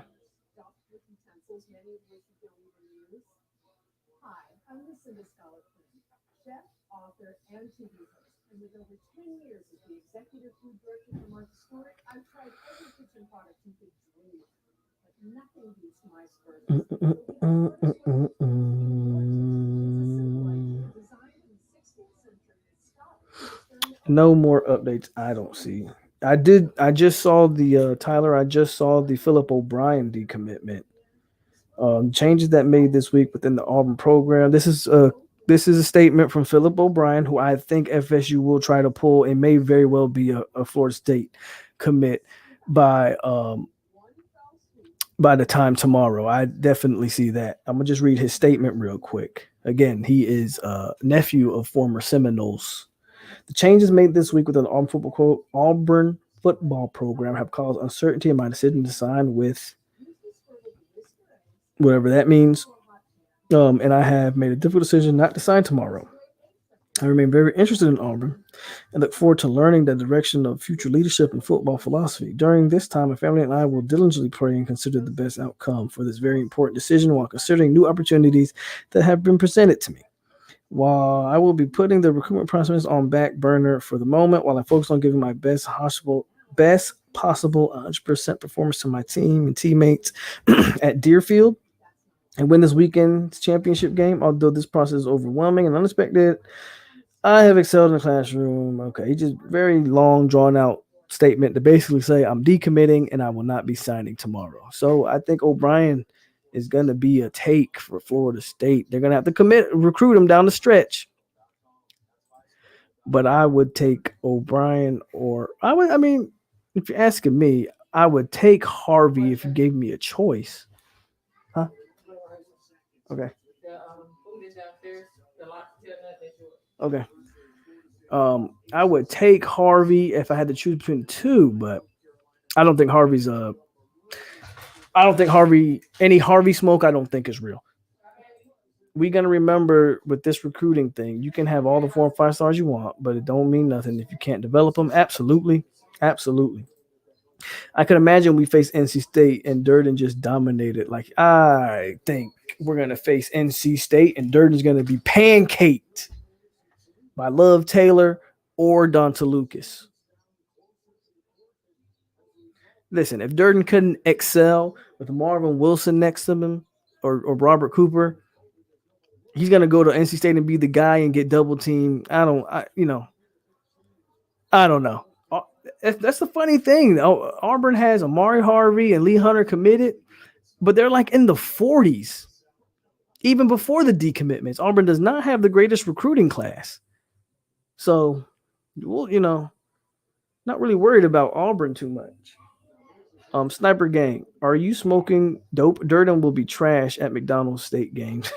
I don't want to call him trash, but yeah, Durden couldn't excel with some of the talent that was around him, where he was able to focus on not being double teamed, and he couldn't even win his one-on-one matches. I don't see how he goes to NC State as the guy, and it's all of a sudden just going to dominate. Just my opinion, though.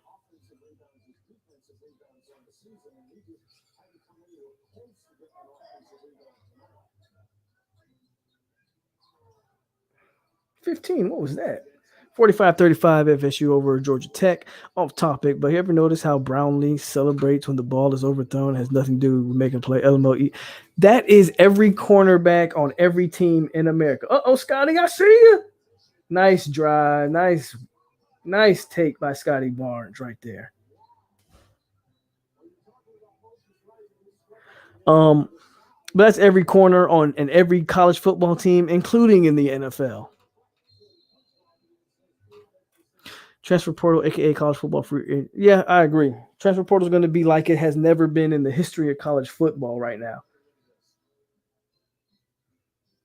If you're not watching the basketball game, man, Scotty Barnes just did it again. Behind the back, he didn't dunk it this time. But stole the ball, takes it coast to coast for the layup. Brownlee is our best corner. Looks like it. Absolutely looks like it. He has played the best for sure. I can't wait to see Damori Tate in that rotation. The question is, who's the second best? I don't know who's better, Akeem Dent. I don't know who's better, Akeem Dent or Jerry Jones. To me, both of them are pass interferences waiting to happen. Go Heat. Barnes will be one and done. Oh, yeah. Barnes is going to be one and done for sure. No question about that. What's the score? 47-35 Florida State. What are your thoughts on the uniforms we wore against Duke? I like them. I just think they would have looked better with either the all blacks with the gold helmet or gold pants. You got the gold pants, black tops, gold helmet. The black on garnet is so. I think the black on gold would have been a lot better, but I thought they looked fine. Not the best combo. There's better combos out there, but they weren't ugly like people were saying. Want to see Travis J stay at corner. I think Travis J could play wherever you wanted to put him, honestly, man. Put an athlete like Travis J on one-on-one. I agree with you there, though. But I think J could play wherever you need him to play. 47-35, Florida State. About 14 minutes left. A little bit under 13 minutes left in the second half. And right now, FSU's huge on the court. Number 15 is like 7 foot long. Scotty Barnes, we know he's 6'9" with like a 8 foot wingspan. FSU's long, athletic on the court right now. MJ Walker at the point. Scotty Barnes is actually playing point right now, bringing the ball up the court. That's what I love about his game, man. 6'9" dude can play point. He can play any position on the court, especially in college. And the way the NBA is going, if Scotty Barnes grows an inch or two, I'm telling you, man, to me, the Giannis comparisons are legit. He has the potential to be like Antetokounmpo. You think we pulled Dustin Hill? I do. I do think we pull Hill. I think, according to like the Michael Langstons and stuff of the world, it's not a matter of if, it's a matter of when Hill decides to commit. I think we'll get him. I support Miami basketball, but my heart is Georgetown, and they suck too.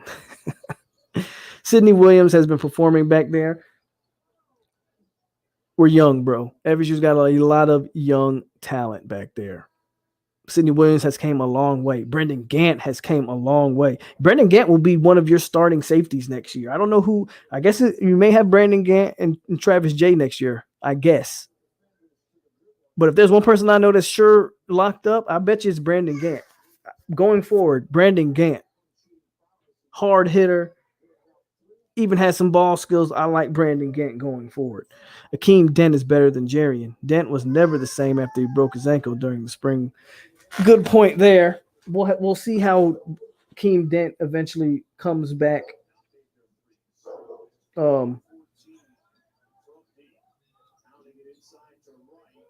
Yeah, to me, man, something about Jarian Jones. I don't like to pile on anybody.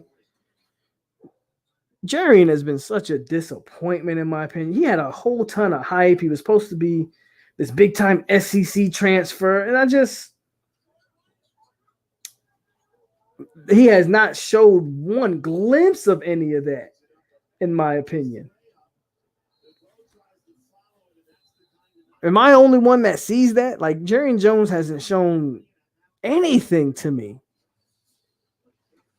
And quite frankly, if Miko Dotson is healthy, I don't know if we even see Jarian Jones much this year.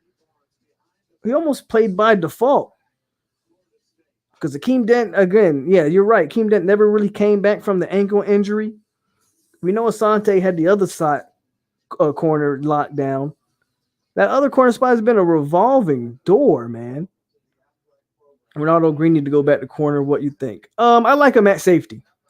I think he needs to get some more. He needs to put some more weight on him so he can play the position more effectively, especially when he's playing downhill, going for the tackles or whatnot. I like Ronaldo Green at safety. I like him at safety. I think he makes more plays and has a bigger impact on the field at safety. Jones was overhyped. He's all talk. He gets smoked. Thank you. I just want to know if I was the only one who's seen that, where he was really hyped coming in, big time transfer coming over, and I just haven't seen it, man. I just haven't seen it. Jarian Jones has been mediocre. Absolutely. Brandon Gant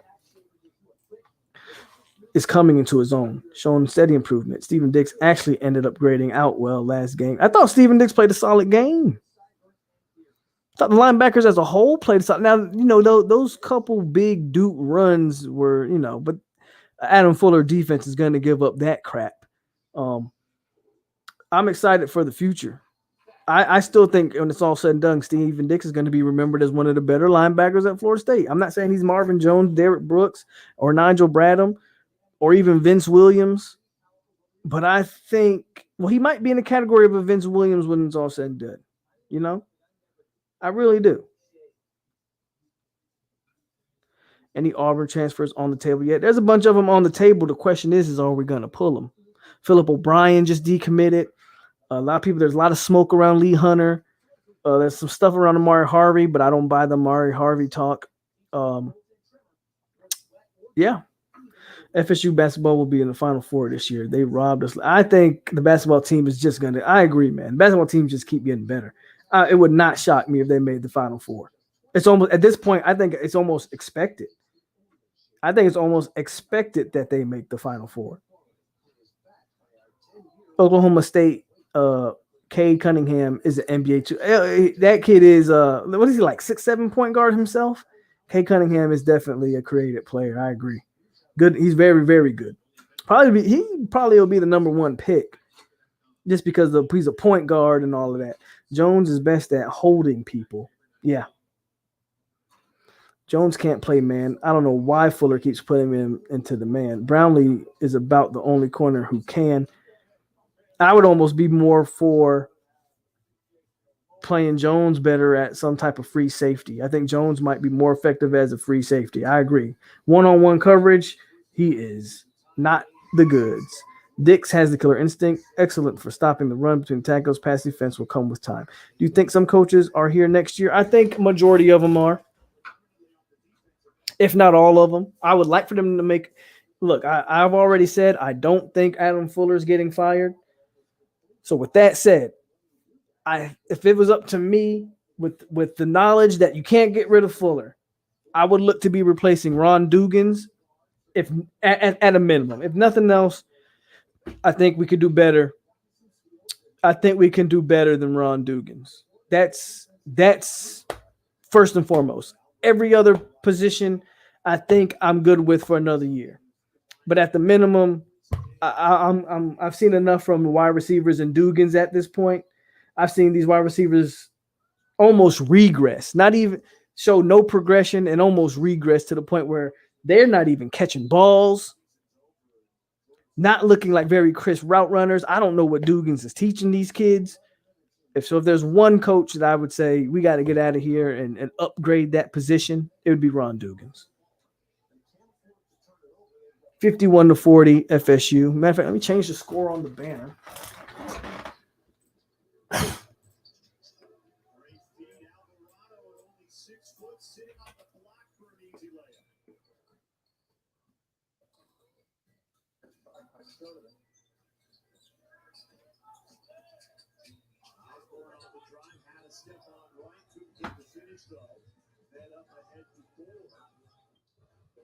Bro, that was a travel. Georgia Tech just hit a 3.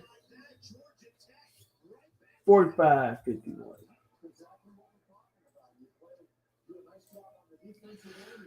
(6'8", 200-pound point guard. Talking about Cunningham. I agree, man. Dugans need to slide. Do you think Atkins will be a good OC? I've heard he was an OC in the past before.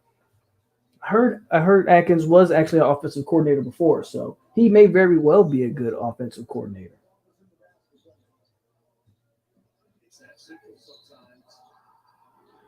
Okay, Georgia Tech's making a little run here, guys.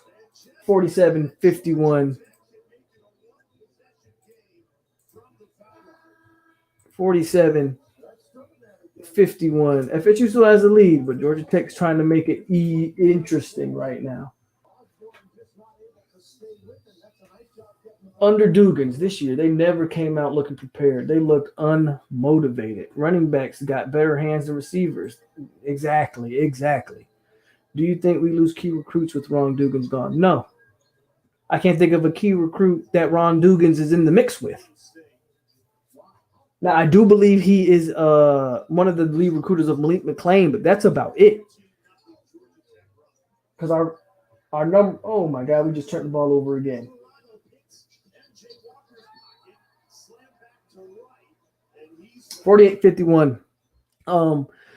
But Destin Hill's main recruiter is going to be David Johnson, who's recruiting that Louisiana area hard.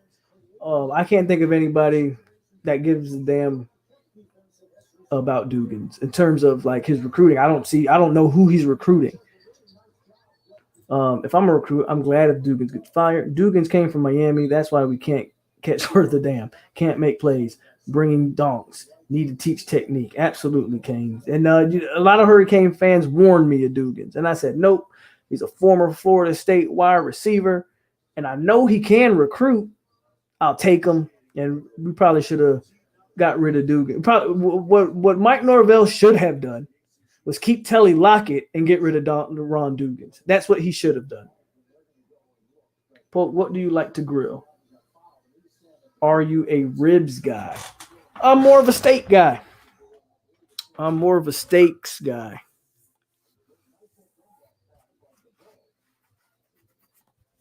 If you had to ask me what I want to put on the grill, I'll give me a nice cut steak and throw that thing on the grill. Or some honey glazed salmon. I eat ribs, don't get me wrong. But I'm more of a steak guy, bro. More of a steak guy. 48-51. And they're and Georgia Tech's at the line right now. So I told you this was one of them games where I felt like FSU was going to fall asleep in the second half. And Georgia Tech's making a little run. And it is 50-51. FSU's only up by 1 right now.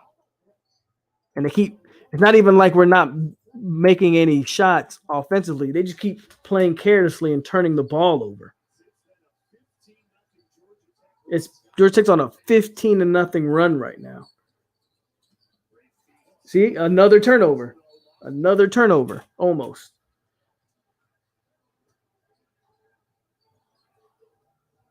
Telly Lockett was our pop line in South Florida.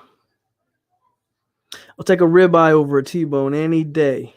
What's your cut? For me, it's a ribeye, medium rare. I do medium. I won't go any higher than medium. Anything higher than medium, and you're eating a shoe. Sorry, Ray Fitty, man. Anything higher than medium, and you might as well just eat the bottom of your shoe. But I choose a ribeye over T-bone for sure. And medium. Medium is what I usually shoot for. I've had medium rare before. It's a little bit too red for me, but I've had it before. Give me medium, though. Texas 5-star quarterback Jaquindon Jackson hits the transfer portal. Really?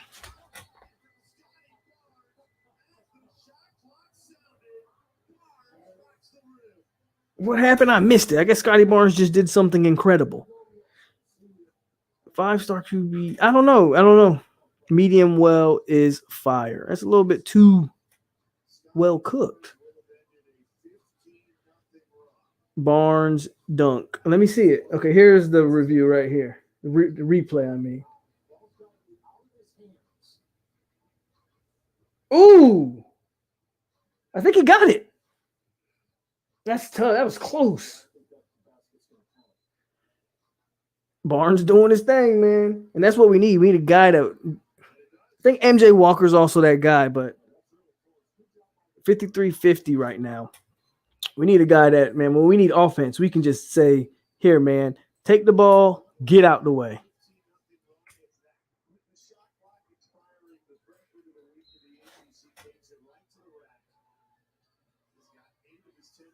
So now Georgia Tech's making this game interesting down the stretch because FSU wants to play around.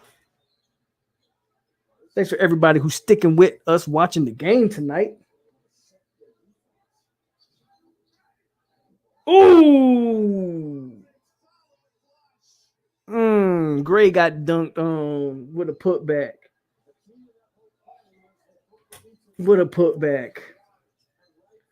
Not gonna lie, that was kind of nice. There you go. Give it to Scotty Barnes and let him do what he's supposed to do. There you go, man. Just give it to Scotty Barnes and get out of the way. Scotty Barnes bring it up to 55-52. Turn it into the Scotty Barnes show, and I'm loving it. I'm loving it. Your best player is starting to come into his own, guys. Had 75. He had 17 points, which was a season high for him last week. Your best player is starting to come into his own. We already know he's a stopper on the defense. If he starts taking games over offensively, you're talking about the potential top 3 pick or something like that.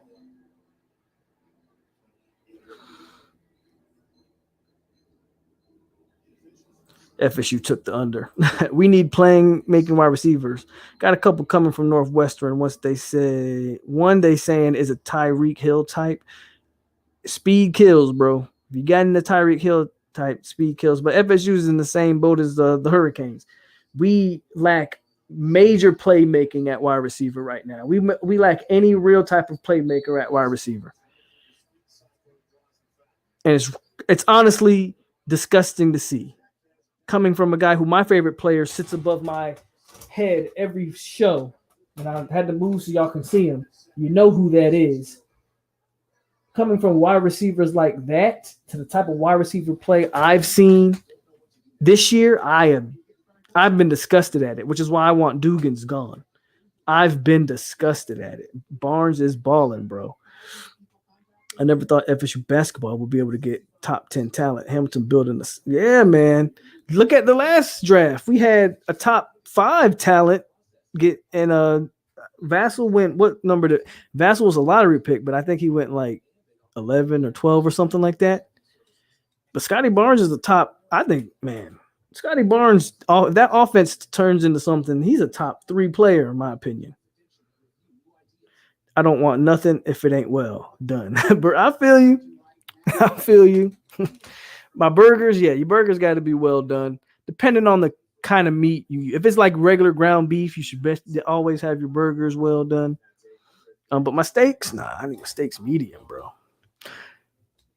Anything if it's a well done steak, man, you just ruined a perfectly good piece of meat, bro. I'm sorry. What is you bring in Peter Warwick to coach wide receivers? I'd love to see it. If you bring in Dub to coach them wide receivers, I'd love to see it. At this point, we got to get rid of, again, not only Peter Warwick, but I mean, look at the FSU's receivers that they've had throughout the years. Peter Warwick, Lavernius Coles, Anquan Bolden, Rashard Green. I mean, is this not the worst crop of wide receivers we've seen in a long time? I am not happy with the state of FSU's receiver group. I mean, even Tamarion Terry, when he was motivated, was imagine, man. Think about this, guys, for a second. Well, your chicken's always got to be well. Okay, chicken, pork always has to be thoroughly cooked. Yes, absolutely. Chicken, pork. Beef is not the same, but your chicken and pork always got to be cooked well. But what I was about to say is, man, imagine Jameis Winston with Tamarion Terry's speed and size. Imagine if James Winston would have been able to throw to that dude. It's our quarterback position kind of messed up how good Tamarion Terry could have really been at Florida State, man. Could have really, I mean, you're talking about a dude that 6'4", could run like the wind. Tamarion Terry had a chance to be really special. And we had such poor quarterback play, and he was still able to put up numbers. Imagine what James Winston would have did with that.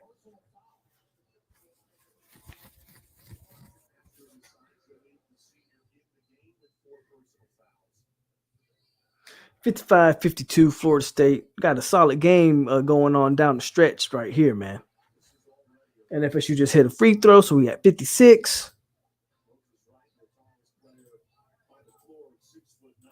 And he should hit this last free throw to put us at 57-52.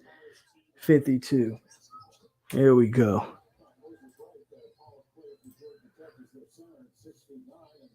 Wanda Smith, how you doing? Says, I don't think Ron Dukas is going anywhere. It will be hard He may not go anywhere. Somebody asked if I was to make a change, what change would it be? To me, that would be the change. Ron Dugans. Keenan McCardell needs to be a wide receiver coach. He did a good job at Maryland and doing a solid job in Jacksonville. Tamarion Terry can't run routes, though. He just a go route guy. But neither could Kelvin Benjamin. And you see what Kelvin Benjamin was able to do with Jameis Winston. I don't care if you just go route. Sammy Watkins made a career off running go routes and quick slants. Couldn't run routes coming out of college either. But when you got that type of speed, it don't even matter. That's where I'm at with it.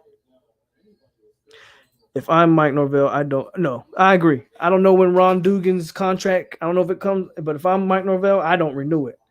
If you don't want to be viewed as the guy that fired a former Florida State alumni, then just don't renew his contract and say there's better options out there. But I agree with you. I don't renew Ron Dugan's.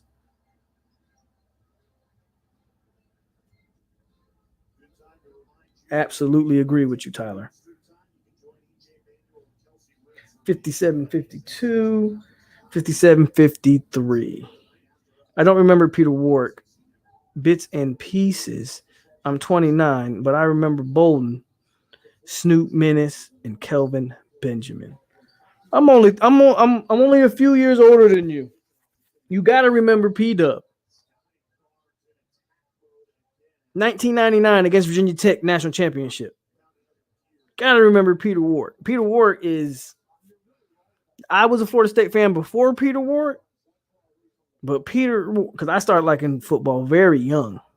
But Peter Warwick, when I watched that guy play football, he was Florida State. When that pre-dance he did in that shit, like all of that stuff, he was just the swag and everything. Peter Warwick was the dude. And the scary part about it is they also had this guy by the name of Randy Moss committed to Florida State, and he got in some trouble. FSU at one point could have had Peter Warwick and Randy Moss on the same football field.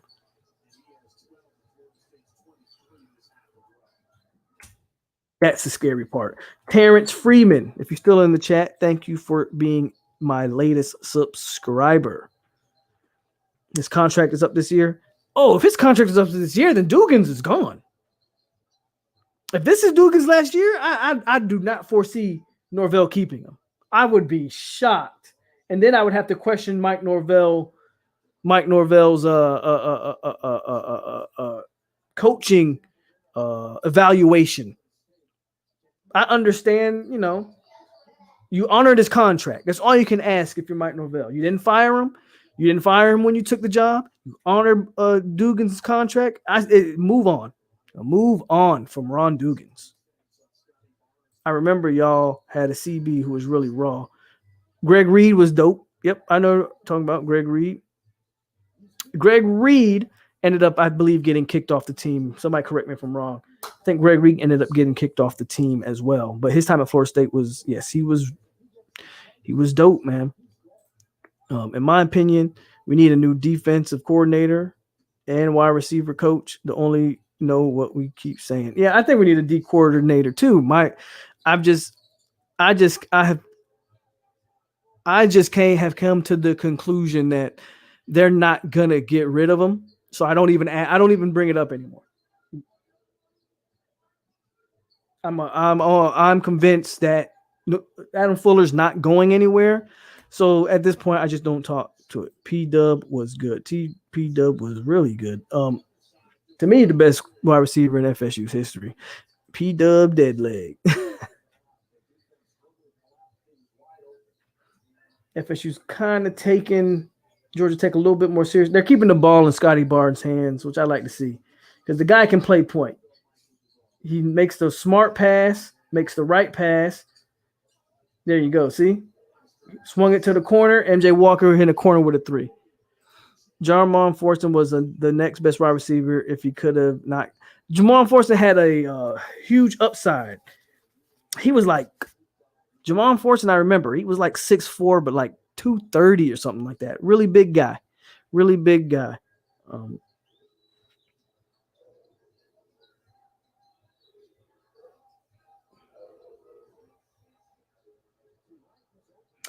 I thought George Campbell was going to be what Tamarion Terry ended up turning into. Talking about a long, lean receiver that was super fast, and George Campbell just could never put it together. You think Malik McClain signs with FSU tomorrow? No, I think Malik McClain has pushed his signing to Friday, but I do think he ends up in the class. I think he ends up in the class. Pope, you can't read worth a damn, but you read. I can read, first of all. God damn it, I can read. But it just made sense. Yes, ma'am. I'm hungry. Okay, give me a minute. Okay. Get a Canes fans for 98. I know I love this Canes because they lost to Syracuse and it made me sad. Plus, my old boy is a diehard. Oh, what the tip in?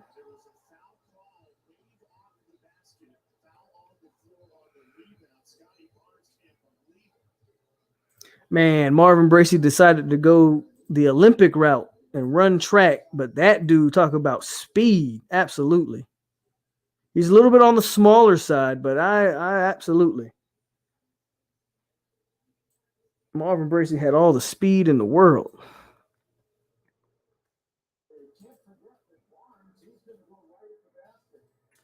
$62-53 Florida State. 4 minutes left, so we're reaching the stretch here. And they're giving Georgia Tech some free throws. I didn't see the foul, but this kind of becomes a common theme when you watch. I feel like the refs be really messing with FSU for whatever reason. 55 now.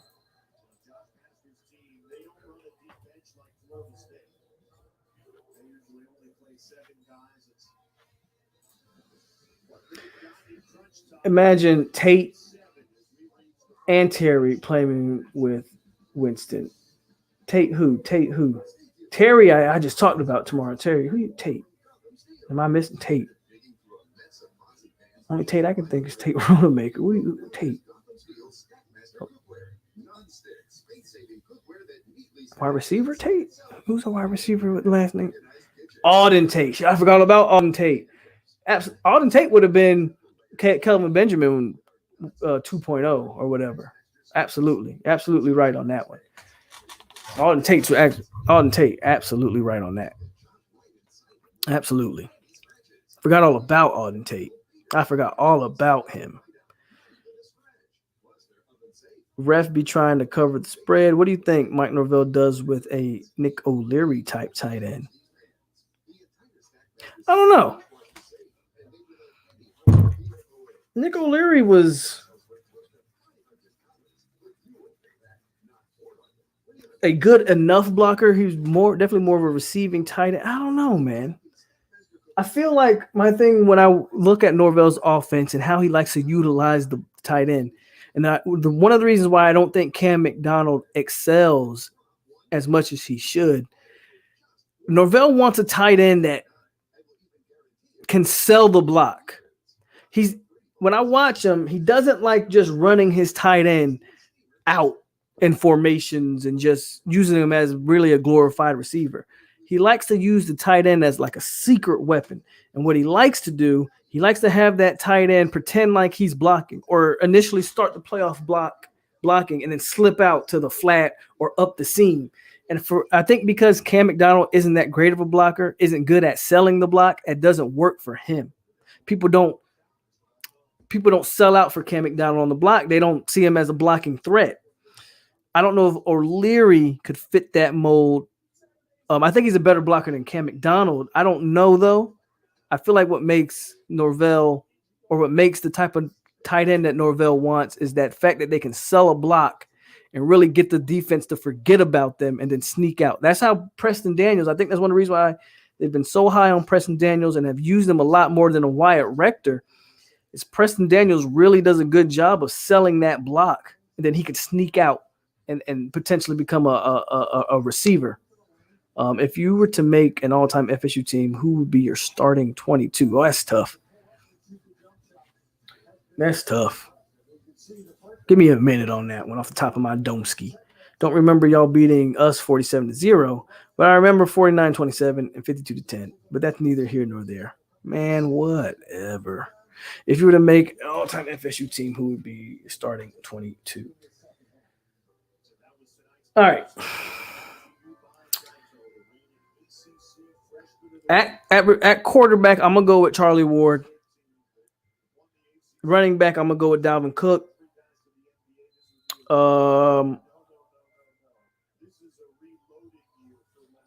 Fullback, I'll go with.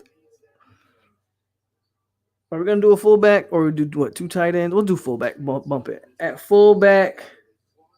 Fullback, I'm either gonna go with Lonnie Pryor or Big Game James. Tight ends got to be Nick O'Leary.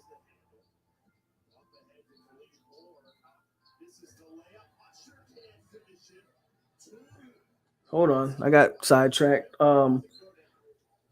Let's see. Quarterback, I said Charlie Ward. Running back, Dalvin Cook.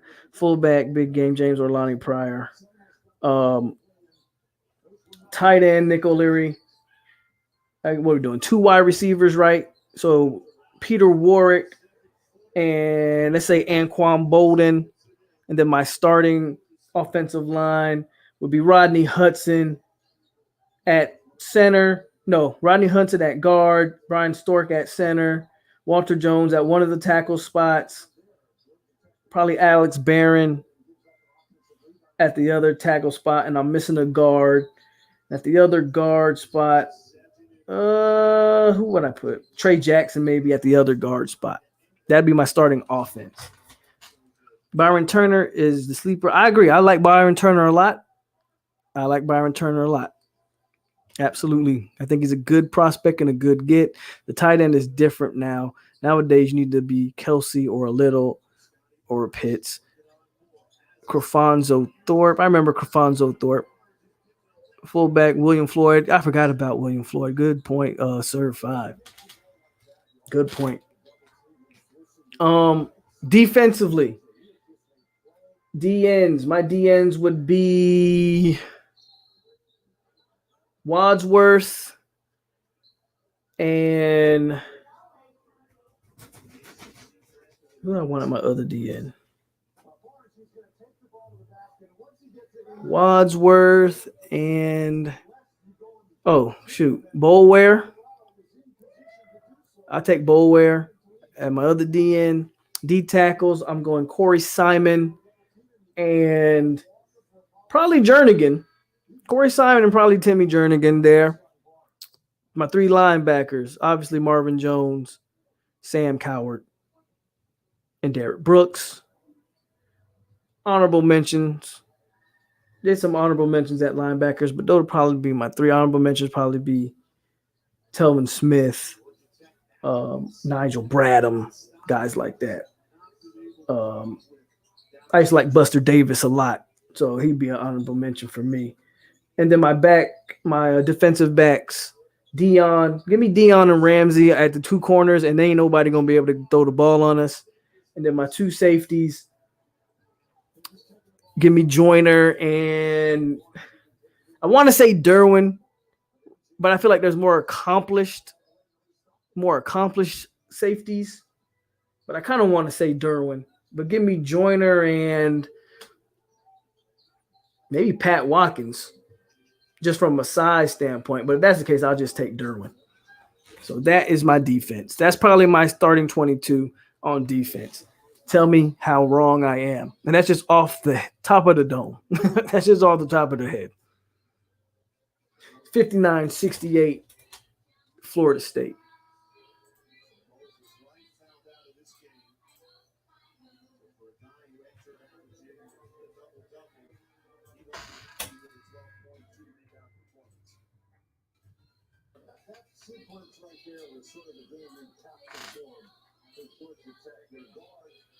Rick Fitty says Pope at linebacker. You're not taking Pope over any of those guys I named, bro.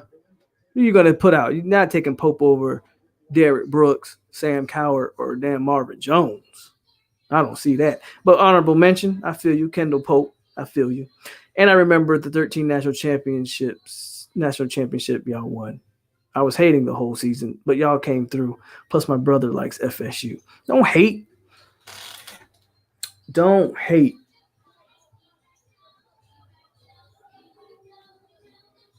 70-59 Florida State. A minute and 30 left. And FSU took care of it. They let Georgia Tech make it a little close. Real recognized, real for sure. They let Georgia Tech make it a little bit of a game, but they're pulling away down the stretch. The more I watch Scotty Barnes, man, the more I keep being impressed by this young man and think the future is extremely bright for him. And he may be FSU's GOAT in basketball. You may be watching FSU's GOAT right now in basketball. Seriously, like.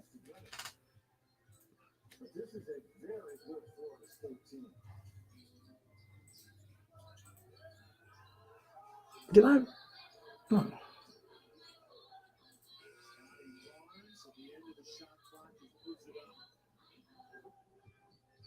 Yeah, that was honorable mention. I feel you on Kendall Polk. Polk, you have to put Derwin James. I know, right? That's what I'm saying. At that safety position, I'm like, I guess you got to put Derwin there. But I do feel like there's other FSU safeties that you could probably throw there. You know what I mean?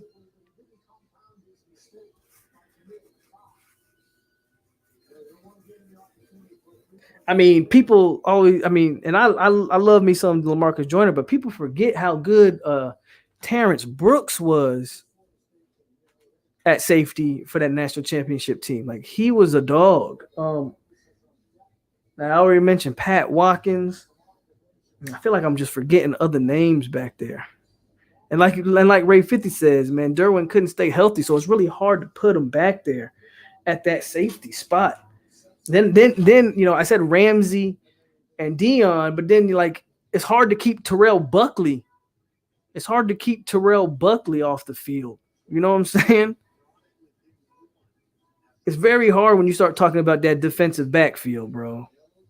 And then Tyler says you'd have Darnell Dock is one of my all-time favorite Seminoles.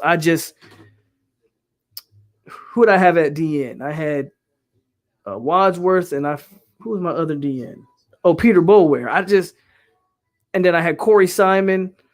I guess you could put Darnell Dockett next to Corey Simon. I feel like Jernigan's the better pick. The problem when you start mentioning some of my favorite players, the Darnell Dockett and stuff, I just don't see who I'm taking him off the field for. You feel me? 33 seconds left. Game's almost over. 70-61 Florida State. I'm trying to let me I don't usually do this when it comes to my Seminoles because I know them off the top of my head, but I'm going to look at some former Seminole safeties that maybe I'm forgetting that I can put in place of a Derwin James because I feel like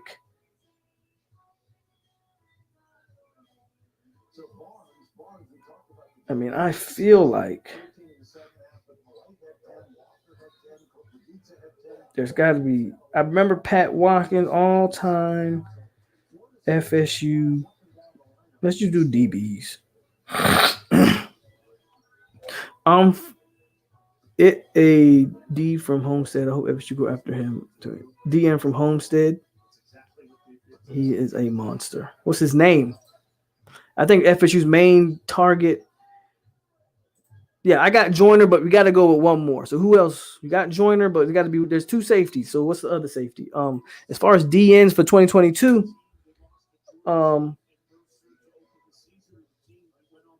you got Marvin Jones Jr. is going to be their main target. Is there another guy that I'm not aware of? So I'm looking at this and I'm going again. It's extremely tough for me to look at this and go.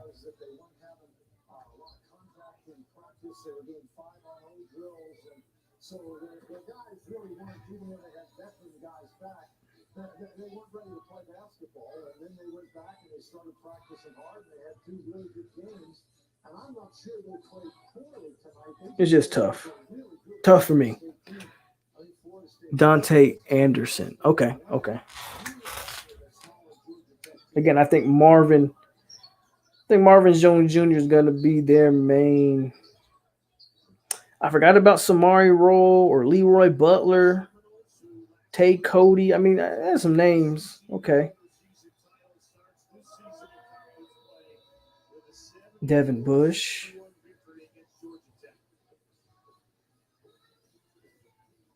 All that makes sense.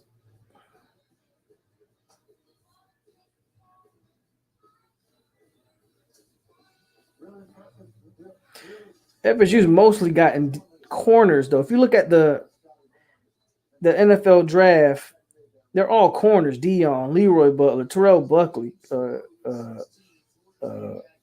Corey Sawyer, Corey Fuller. Devin Bush was a safety.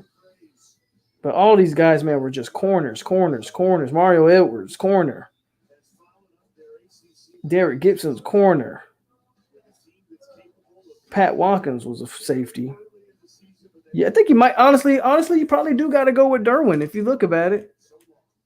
You definitely got to go with Derwin. I think CB knocked out the running back from South Carolina. Might have been. No, the one that knocked out him, that was Greg Reed that did that hit. That was Greg Reed. What about the kicker? Kicker's got to be Janikowski. I understand why you said Roberto Aguayo. Dexter Jackson. True that. I forgot about Dexter Jackson. He won the Super Bowl and the Super Bowl MVP with the Bucks. So you're not wrong there. I don't know, man. You got to go Janikowski. The Polish. There you go. Or Seabass. Got one of them too. But FSU's had some good ones. Graham Gano, Dustin Hopkins. I mean, we've had some good ones though. We had some good ones. We definitely need to find a kicker, bro. I don't know what's going on at kicker with Florida State, but we got to find a kicker. And the game is over. I didn't even realize it was over. Ronald Darby, good corner. I wouldn't pick him over, I wouldn't pick Ronald Darby over Ramsey or Dion. Again, we're talking about, FSU's all-time starting 11 or starting 22. So will we take Hamza over Derwin, though? Very similar. Honestly, they have very similar games. So Derwin's the better athlete, though. So that's tough. That's tough. But on that note, folks, with the game being over, we reviewed everything for early signing period. Big game for FSU. Big game. Well, big game tonight. FSU basketball team continues to get it done like they always do. Big day tomorrow, though. If Hamza comes back, he should become really special for FSU. No, Derwin, I believe, is more versatile. Absolutely. Again, better athlete. Derwin's just a better athlete. Definitely can't forget Ernie Sims. But again, guys, thanks everybody who came in tonight. If you didn't hit the like button on your way in, please hit the like button on your way out. This was another episode of The Hangover, and this was the early signing period preview. And all in all, I think FSU's in for a lot of positive news tomorrow. Let's keep our fingers crossed. But even with the way this season happened, even with the way this season turned out, I think all in all, FSU will have some positive news to talk about tomorrow. And so keep on the lookout for tomorrow. As far as me tomorrow, there's a good chance I will get on here and talk about what transpired on early signing day. Don't have a time yet. As of right now, I'll probably say the same time, around 6-7 o'clock Eastern time. And be on the lookout for that, as we will get on here and just chop it up about who we signed, were there any surprises, and what guys are they going to be targeting going forward. But hey, thanks for tuning in tonight. Everybody have a great night. Thanks for coming in.